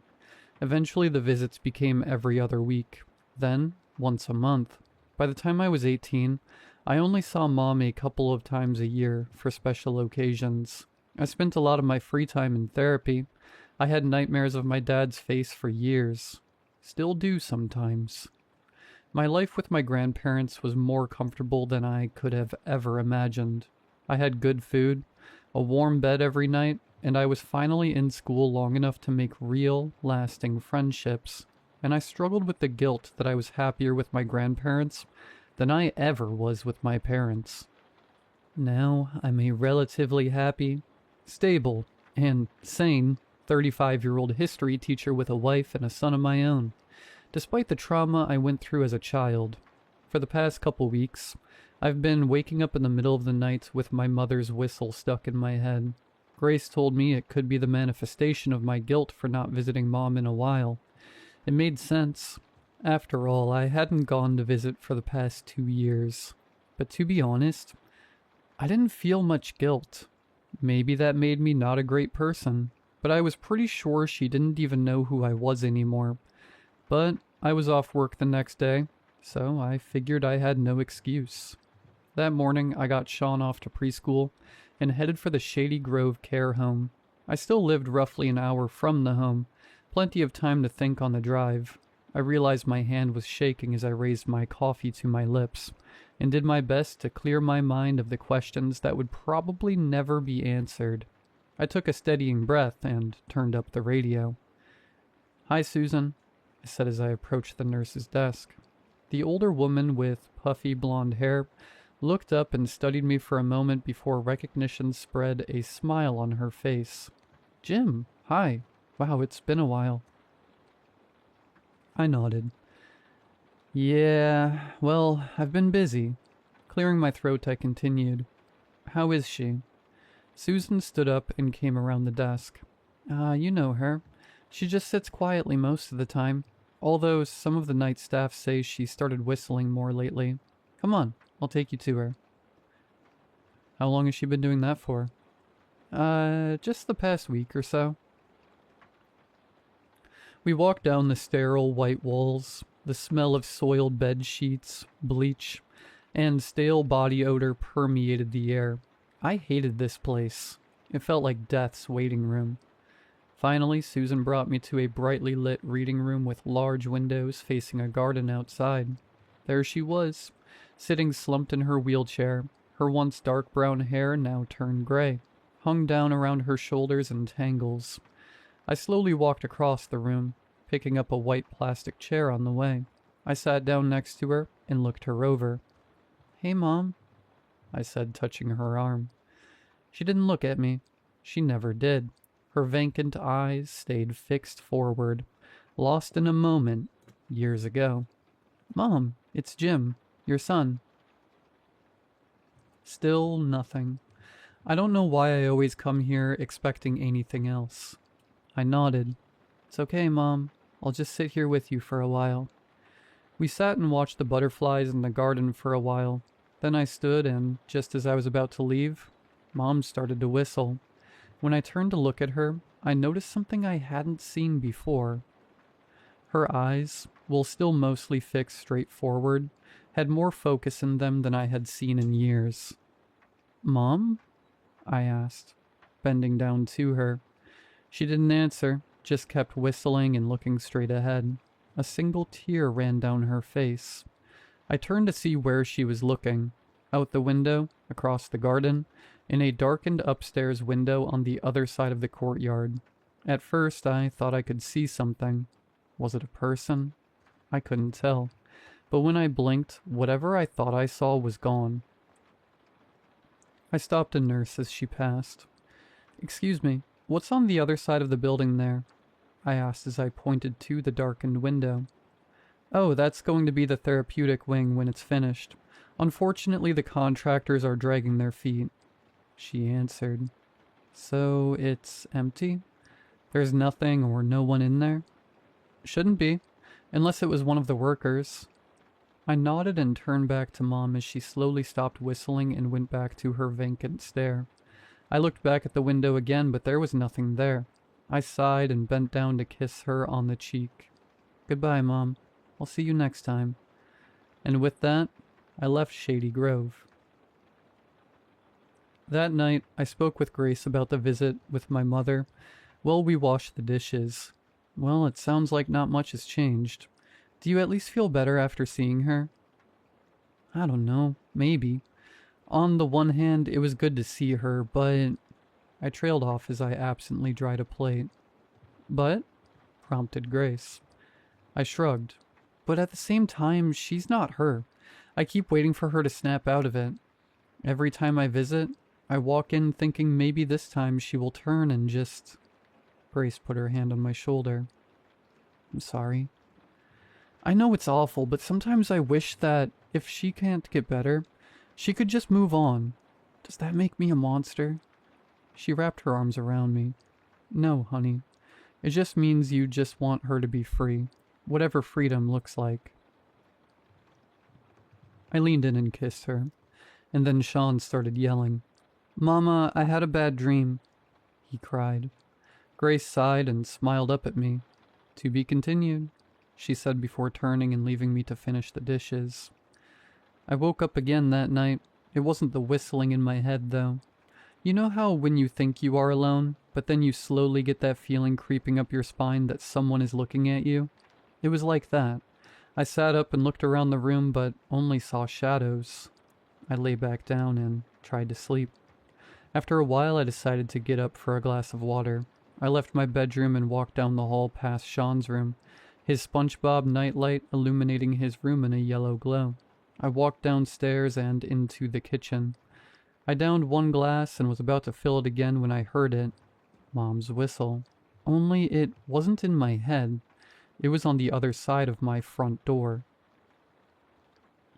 I froze listening to the whistle for a solid minute before it stopped. It was the exact same tune. I stepped over to the front door. Was Mom out there? Could she have gotten here? No, she didn't even know where I lived. My heart was pounding as I looked through the peephole, but there was no one there. I pulled the curtain on the front room window aside and looked out, but still nothing. Just the empty street. The neighbors' houses were all dark except for porch lights and the single streetlight on the corner.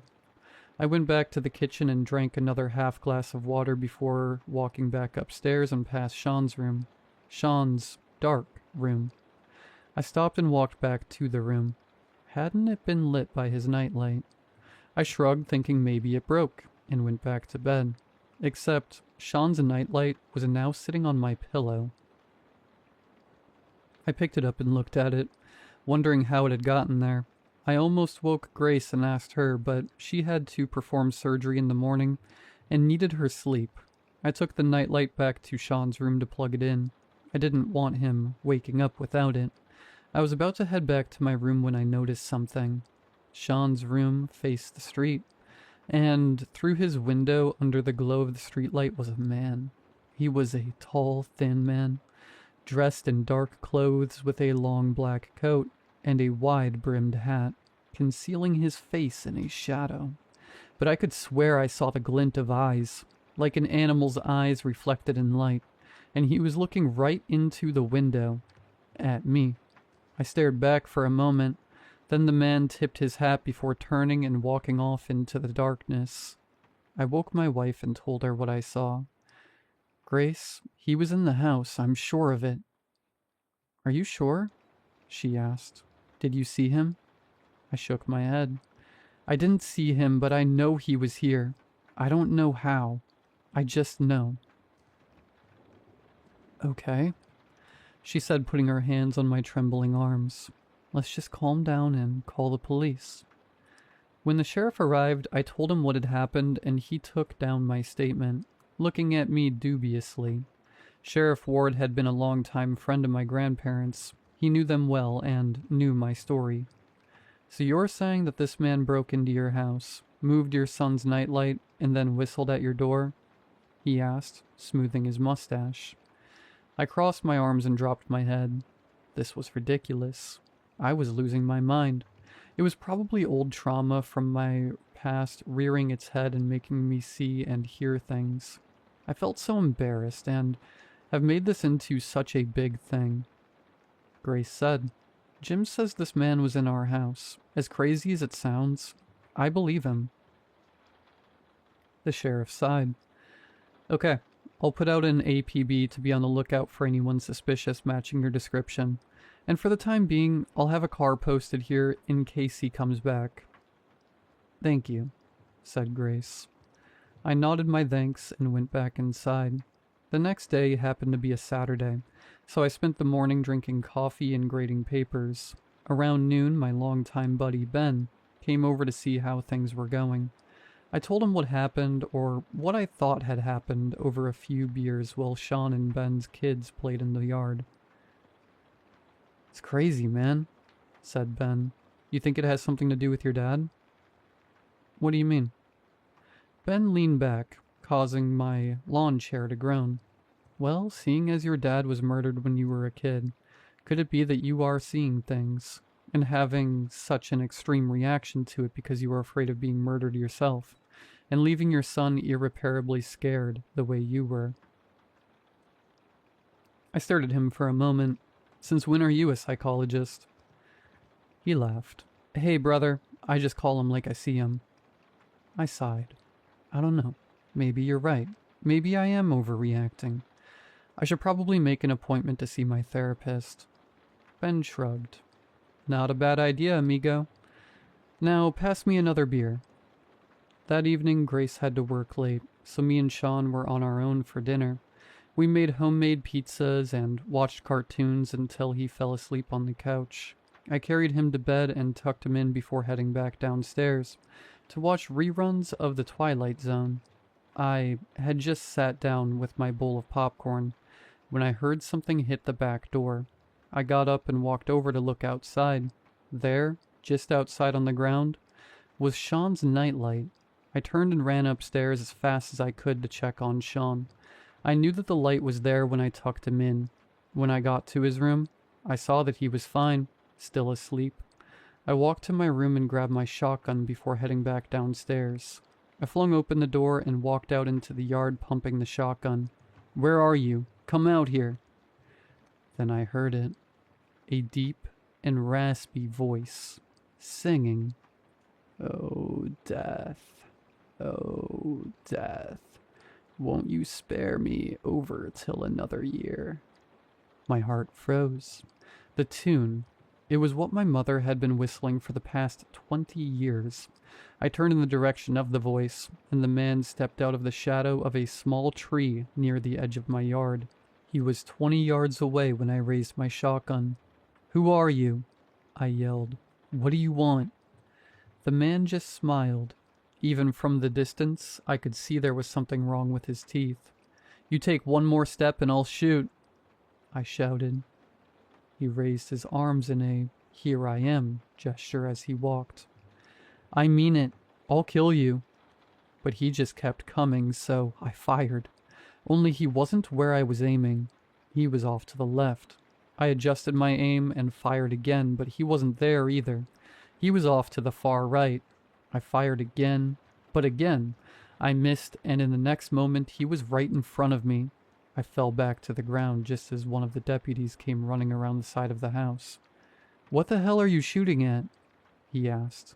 In my panic, I had forgotten about the deputy parked out front.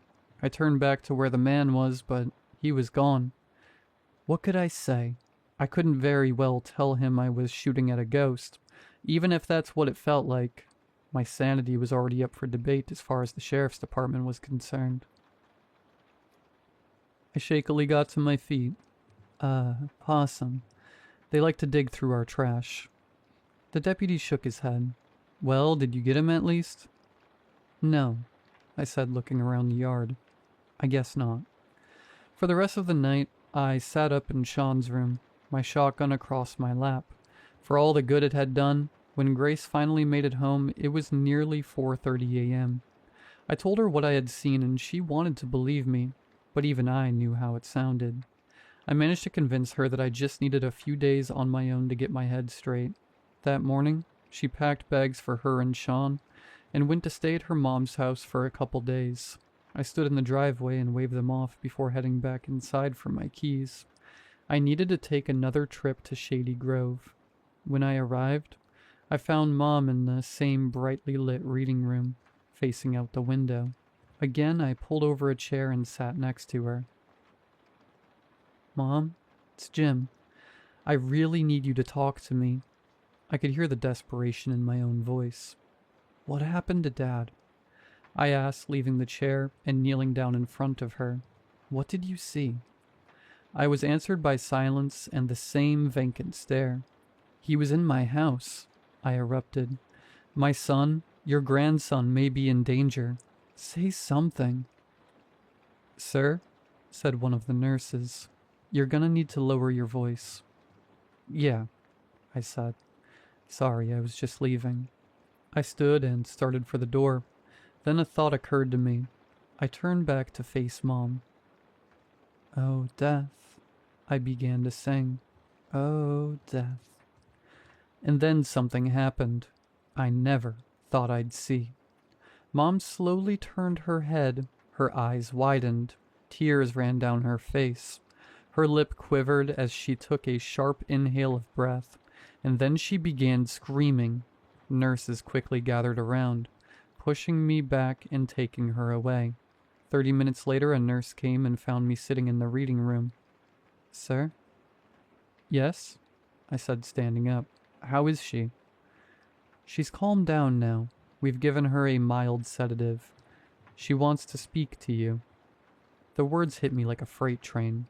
She wants to speak to you. The words I had prayed to hear for the past 20 years, but had given up on. I wordlessly followed them to her room. Her eyes fluttered up to me as I stepped through the door.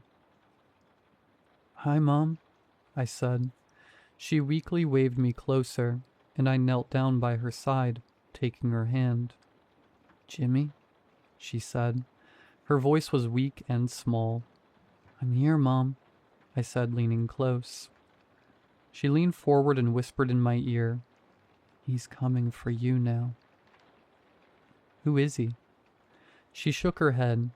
"Run if you want. It won't matter in the end." "What are you saying? Run from who?" "Find your father's family. They will tell you." He didn't know until it was too late. "Tell me what?" I asked. "I don't understand. Who is he?" She gave me a sad smile and put her hand on my cheek. "He's death." And with that, she turned away and closed her eyes. I tried to wake her, but the nurses quickly ushered me out, saying they would call if anything changed. I never knew my father's family, but I remembered him talking about his sister Caroline when I was younger. After searching Facebook, I found out she had died 2 years ago. The memorial page for her was run by her daughter, Carla. I sent her a message and, to my surprise, she messaged back right away. She said she knew exactly who my father was and who I was. I messaged, "Okay, maybe you can help me figure this out. As I'm sure you know, my father was murdered 20 years ago, and as crazy as it sounds, I think his killer is back. I don't understand what's happening, but my mother told me to find my father's family and ask them." She replied, "Yes, I'm sorry about your father. I've heard of the family curse, but I don't really believe it. My grandfather told me the story before he died. Supposedly the men in our family all die violent deaths, or some such nonsense. He died of a heart attack, so like I said, I don't really believe it." I replied, "Wow, okay, that sounds pretty crazy. Is there any more you can tell me about the story?" She replied, "Not really. I have some of Grandpa's old documents he kept on the family history. I can send you them if you like." I replied, "Yes, thank you. That would be great." 25 minutes later, I received a series of messages containing documents on my family's history all the way back to the 1700s. It didn't take me long to sort through the images and find the one detailing the Tennessee incident of 1865. The story was from the journal of my ancestor, a Union soldier. June 3rd, 1865. We arrived at Jonesboro on the long ride home to Kentucky. The men were hungry and saddle-weary from days of riding, and we were in search of a bed and a bite to eat. We came upon a homestead late in the evening. Captain Connors approached the door and knocked, hoping to find some hospitality. The young woman at the door told us she had no food nor beds for Yankees like us. I was content to move on in search of some place more accommodating. Captain Connors and the men, however, were not. Without another word, the captain pushed through the door, knocking the woman aside. The men followed his lead, and after a moment of hesitation, I also dismounted and headed inside. To my dying day, I will regret the decision to follow them into that house. But I was tired and hungry, and the road had been long. The woman protested, but Connors and the men tied her to a post while we ate her food. When I had my fill, I found a comfortable place to lay my head for the night. Inevitably, the men began to discuss the young woman and who should go first. Connors announced that as captain he had the right to take her first. I had no interest in such things, so I took my leave of the house and made my bed in the barn outside, doing my best to block out the commotion from the house. The next morning I awoke to the sounds of gunshots and men screaming. I flung off my saddle blanket and peered out the barn door. Eventually, the woman's Reb husband had come home and found Connors and the men in his home. Connors stumbled out the house, a gunshot wound to his left arm. He spun and fired his revolver back into the house until it ran dry. I readied my rifle and took aim at the house as a man dressed in Confederate gray streaked with red, burst through the door. The man had blood on his hands and murder in his eyes as he approached Connors, a dripping Bowie knife in his hand. I didn't hesitate. I fired, the ball taking the man straight in the chest. At once he stumbled back and fell to his knees, a shocked look on his rage-filled face. Slowly, a few of the men that were still living stepped out of the house and surrounded the rebel. Connors stepped to his horse and pulled a second Navy revolver from his saddle. Just as the woman came running from the house to stand between the men and her husband, she screamed and raged at them, begging us to just leave. Connors shot her without hesitation. The rebel screamed in rage as he tried to rise at Connors, his knife still in hand, but he was easily knocked back to the ground. A young boy appeared from within the house, crying and screaming. Apparently the mother had hidden the boy beneath the floorboards when she saw us approaching her home. The boy ran to his parents and stood between them and Connors. I left the barn and approached Connors.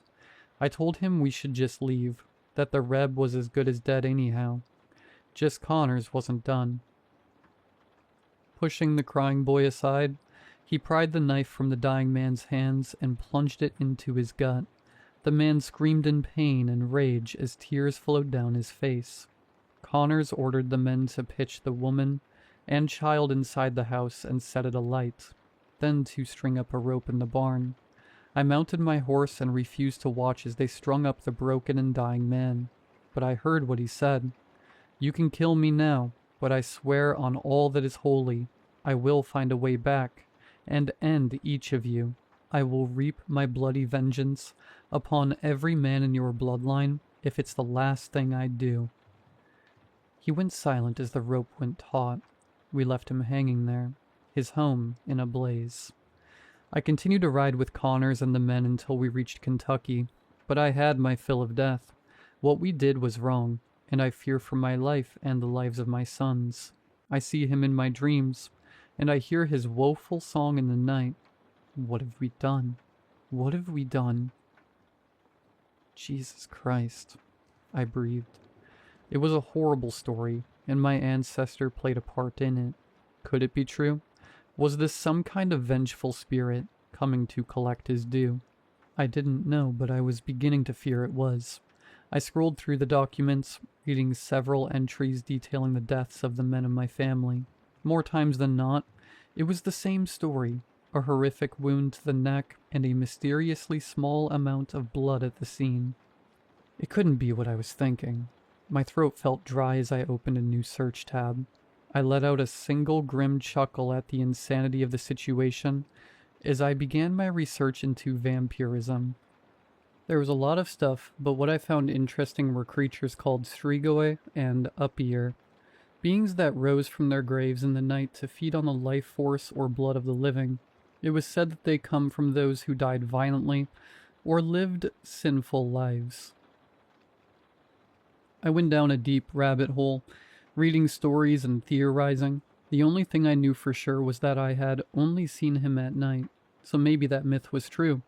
And if that was true, he had to have somewhere to rest during the day. Didn't he? And then it hit me. Shady Grove. According to Susan, Mom had been whistling more for the past couple weeks, and that day I visited her, she saw something. Hell, even I saw something across the garden in the unfinished wing. I looked out the window at the afternoon sun. There was still time. Ben picked up on the third ring. "Hey partner, what's up?" "Ben," I said, wasting no time. "I need your help right now. Don't ask any questions. Just meet me out in front of your house. Bring your lasso and a gun." There was a moment of pause on the line. Then he said, "All right, I'll be waiting." I picked him up 10 minutes later, and we were on our way. "You want to tell me what we are doing?" asked Ben as he looked at the speedometer. "And maybe slow down a tick so we don't get pulled over." I looked down. I was going 90 and the dial was rising. I let off the gas and turned to him. "How long have we been friends?" "Since high school, I reckon." "And you trust me, right?" Ben gave me a look. "Well, you're making it a bit tough right now, but yeah, I trust you." I nodded. Good. We're on our way to the Shady Grove care home to kill a vampire that has been stalking my family since the 1800s. Ben stared at me for a moment, then said, Huh, okay. Well, I'm assuming you have a plan for the, He trailed off. Vampire? Yeah. I think I know where he's sleeping. If we can get him into the sunlight, it may kill him, or at least weaken him enough to kill him. I see you've thought this through then, he said. I have. Ben nodded again. All right. 45 minutes later, we pulled into the Shady Grove parking lot. Ben and I got out of the car and made our way around the building. When we pushed through the doors on the addition, Ben grabbed my arm. Hey man, how far are you taking this? I turned back to him. As far as it takes. I have to keep my family safe.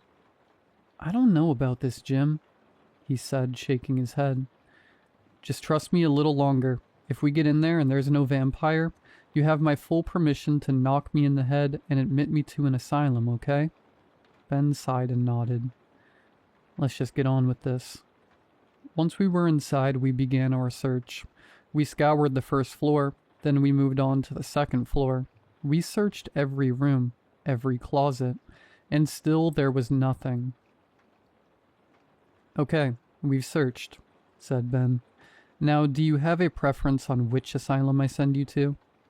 I sighed. I don't know what to say. I really thought we would find him. Jim, I don't think there is him. I think you need help. Have you spoken to your therapist? I deflated. No, but I will. Ben nodded. Come on, partner. Let's get you home. I nodded back and we turned to head for the stairs. Thank you for coming with me, Ben. You're a great friend. I took my first step down the staircase, then noticed Ben's silence. I turned back to face him. Ben? He was staring up at the ceiling over the stairwell. I stepped back to see what he was looking at. There, hanging upside down from the ceiling, was a vampire. Maybe we can share a padded cell, mumbled Ben. I hushed him and sat down the toolbox, opening it and removing a large hunting knife, a crucifix, and some garlic oil. Got your rope? Ben nodded out of his stupor and sat down the toolbox he had been carrying, removing his handgun and lasso. He shakily checked the chamber of his pistol and slipped it into his back pocket. I stepped to the back of the room and pulled down a large, westward-facing tarp that was covering an unfinished wall, revealing the lowering evening sun. What's the plan here? Asked Ben. I came back and stood beside him, pouring the garlic oil onto the knife blade. Well, you just rope him, and then we pull him into the sunlight, and I stab him with this. If that doesn't work, shoot him in the head until he stops moving. This is insane, said Ben in a panicked whisper. I know, but here we are, and we are running out of time, I said, motioning to the setting sun. All right, let's do this, he said as he prepared his rope, mumbling under his breath. He's got me out here after a vampire.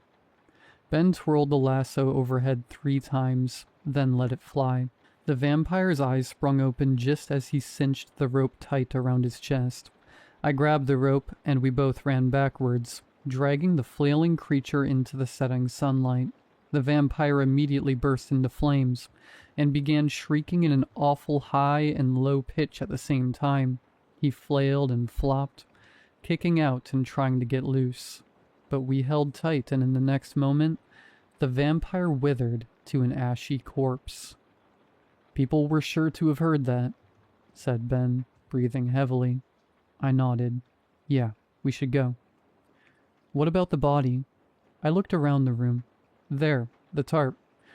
As fast as we could, we wrapped the smoldering body in the tarp and made a dash for the car, stowing the remains in the trunk. Neither of us spoke on the drive home. I dropped a sick-looking Ben off at his house without saying a word and headed home.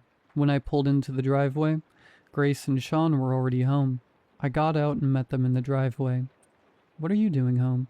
I thought you were staying at your mom's. I was, but there was an emergency at work. I would have left Sean with Mom, but she had the flu. I've been trying to call you. she said. Then after looking me over, she asked, "Are you all right?"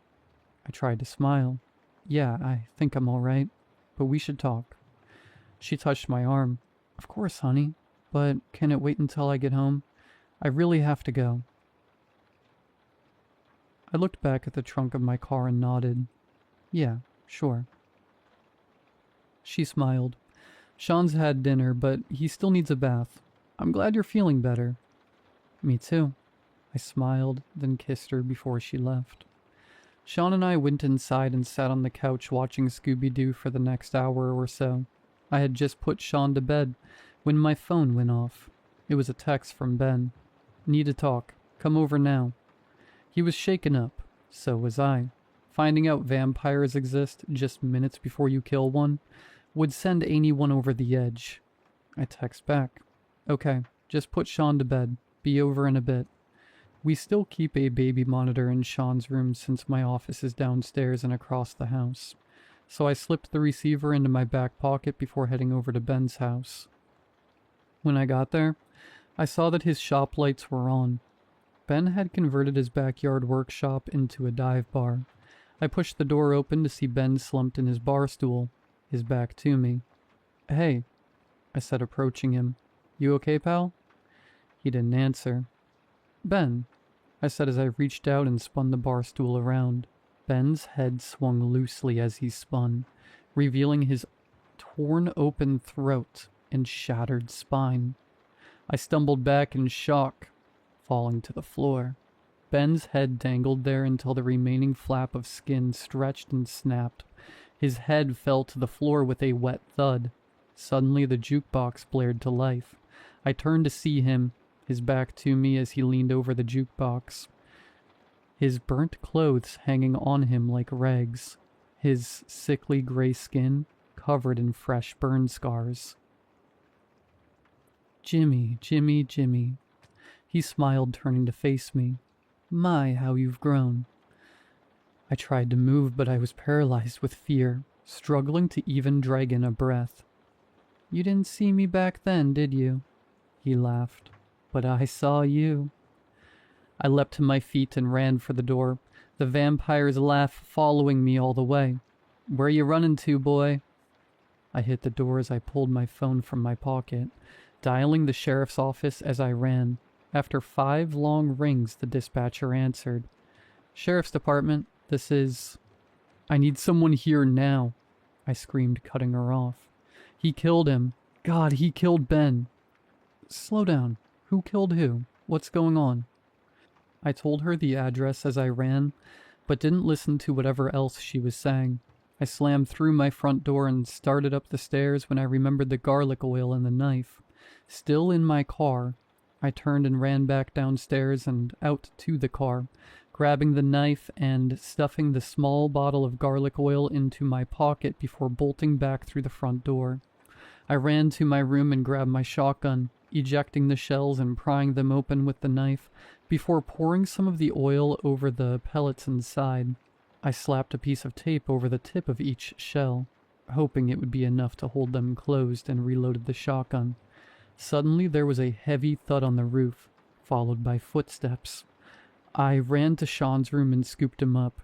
"Dad, what's going on? Where are we going?" he asked sleepily. "Don't worry, buddy. We're gonna get Mama, then we are all going on a trip, but right now, I need you to hold on tight to me and keep quiet. Can you do that?" He rubbed his eyes and looked at me. "Is this like a game or something?" "Yeah," I said, holding him tight and heading down the stairs. "It's just like a game. You gotta keep quiet. Hold on to me and keep your eyes closed tight, got it?" "Okay," he said, burying his head in my shoulder. "I love you, Sean," I said, tears rolling down my face. "Love you, Dad," he said, his little voice muffled by my shoulder. I was at the front door, wondering if I could make it to my car when flashing red and blue came around the corner. I flung the door open and stepped outside to meet them. "Jim," said Sheriff Ward, stepping out of his patrol car. "What the hell's going on? What are you doing with that gun?" Another patrol car pulled up next to him, and a deputy stepped out, meeting the sheriff as they walked up the driveway. Sheriff, it's the intruder from the other night. He's... Is that what this is about? Groaned the sheriff. You have got to stop. He cut off as he was suddenly hit by a lightning-fast blur of movement from the side yard. He didn't even have time to scream. The blur, along with the sheriff, disappeared through a tall hedge next to the house. The deputy froze, a splash of blood across his face. Sheriff? The deputy muttered. I slowly began to back up to the house when the blur of motion came again. When it passed, the hand the deputy had been reaching for his weapon with was gone. He looked down at the ragged, bleeding stump in confusion for a moment, then started screaming. The screaming came to a sudden stop when the vampire shot up behind him, digging his fingers into the man's hair and biting a ragged chunk out of his neck. I raised the shotgun and fired one of the garlic-coated rounds. This time, I hit him full in the chest. He screeched in pain, falling to the ground and writhing on all fours. Sean still had his head buried in my shoulder, but was now screaming. As I ran to the deputy's car and jumped inside, I put Sean in the passenger seat and told him, "Keep your eyes shut, no matter what." I put the car in reverse and hit the gas, but the car didn't move. I turned back around to see the vampire holding on to the brush guard. I gritted my teeth and shifted into drive, pressing the pedal to the floor. His eyes widened in the brief moment before he disappeared under the hood of the car. His body crunched under the tires as I plowed forward, smashing the car through the front of my house. Bricks and sheetrock showered down over the car. I glanced at the rearview mirror, and I could already see him, jerkily rising to his feet, his body broken and misshapen. I put the car in reverse and hit the gas, but it didn't move. The windshield was cracked, so I threw the deputy's jacket over Sean and used the butt of the shotgun to break the glass. We climbed out and ran up the stairs to my bedroom. Opening the closet, I pushed Sean inside. "Daddy?" he cried. "What's happening?" I hugged him tight and told him I loved him. "Stay in here, please, Sean. Cover your eyes, cover your head, and keep quiet. Remember the game? I want you to win, okay?" He nodded, tears pouring down his face. I closed the closet door as I heard the sound of footsteps and whistling coming up the stairs. I turned to face him as he stepped through the doorway. I raised the shotgun, but he dashed forward before I could even react, knocking the gun to the floor and lifting me up by my throat. "You have given quite the fight, Jim. Quite a fight indeed," he said, speaking through gritted teeth. I tried to speak, but with his grasp on my throat, all I could do was wheeze. "What's that?" he asked mockingly. "I couldn't quite hear you." He loosened his grip, and I drug in a ragged breath. "I had nothing to do with what happened to you. Neither did my son." "What do you know about what happened to me?" he snarled. "I know," I coughed. "They were taken from you. They wouldn't want this." He squeezed tighter. "What do you know about what they would have wanted? You think they'd want mercy for you? Or them?" he shouted, bloody spit flying from his lips. "The ones who did that to my wife? Burned my son alive? Should I have shown them mercy?" "Please," I wheezed. "Just stop." He shook his head. "Time's up." Then he leaned forward and sunk his teeth into my neck. The pain was unlike anything I ever felt. My throat felt like it was filled with hot coals. As I felt my life quickly draining away, I prayed it would be over soon and he would just leave. That he wouldn't find Sean. I felt cold rising from my feet, up my legs and in my arms. I was dying, and then suddenly, I was free. I fell to the floor in a heap as the vampire stumbled back, the garlic-coated knife stuck in his side. "Get away from my dad," yelled Sean. The vampire stared down at the knife, then at Sean. I somehow found enough strength to climb up to my knees and crawled over to put myself between my son and the monster. He stared down at me, then back to my son. With a hiss, He pulled the blade from his side and stepped back. He could have killed us. There was nothing we could have done to stop him. Instead, he left. Just like that, it was over. I told the investigators that I didn't know what had happened to the sheriff and deputy. I said that after I found Ben's body, I called the sheriff's department, went home, and holed up in my room with Sean. I didn't see what had happened downstairs. I told Grace the truth. I think she believes me. She says she does. I don't know how it sounds, though. I wouldn't blame her if she didn't. There had been no sign of him since we moved into the new house. No, we won't be moving around like we did when I was a kid. Just needed a change of scenery. I recovered from the bite surprisingly fast. What had been a row of ragged puncture wounds is now barely even a scar. I feel different, too. More aware of things. Stronger. Maybe I'm finally beginning to heal some of my old trauma. The sun feels hotter now, too. I'm sure it's fine, though.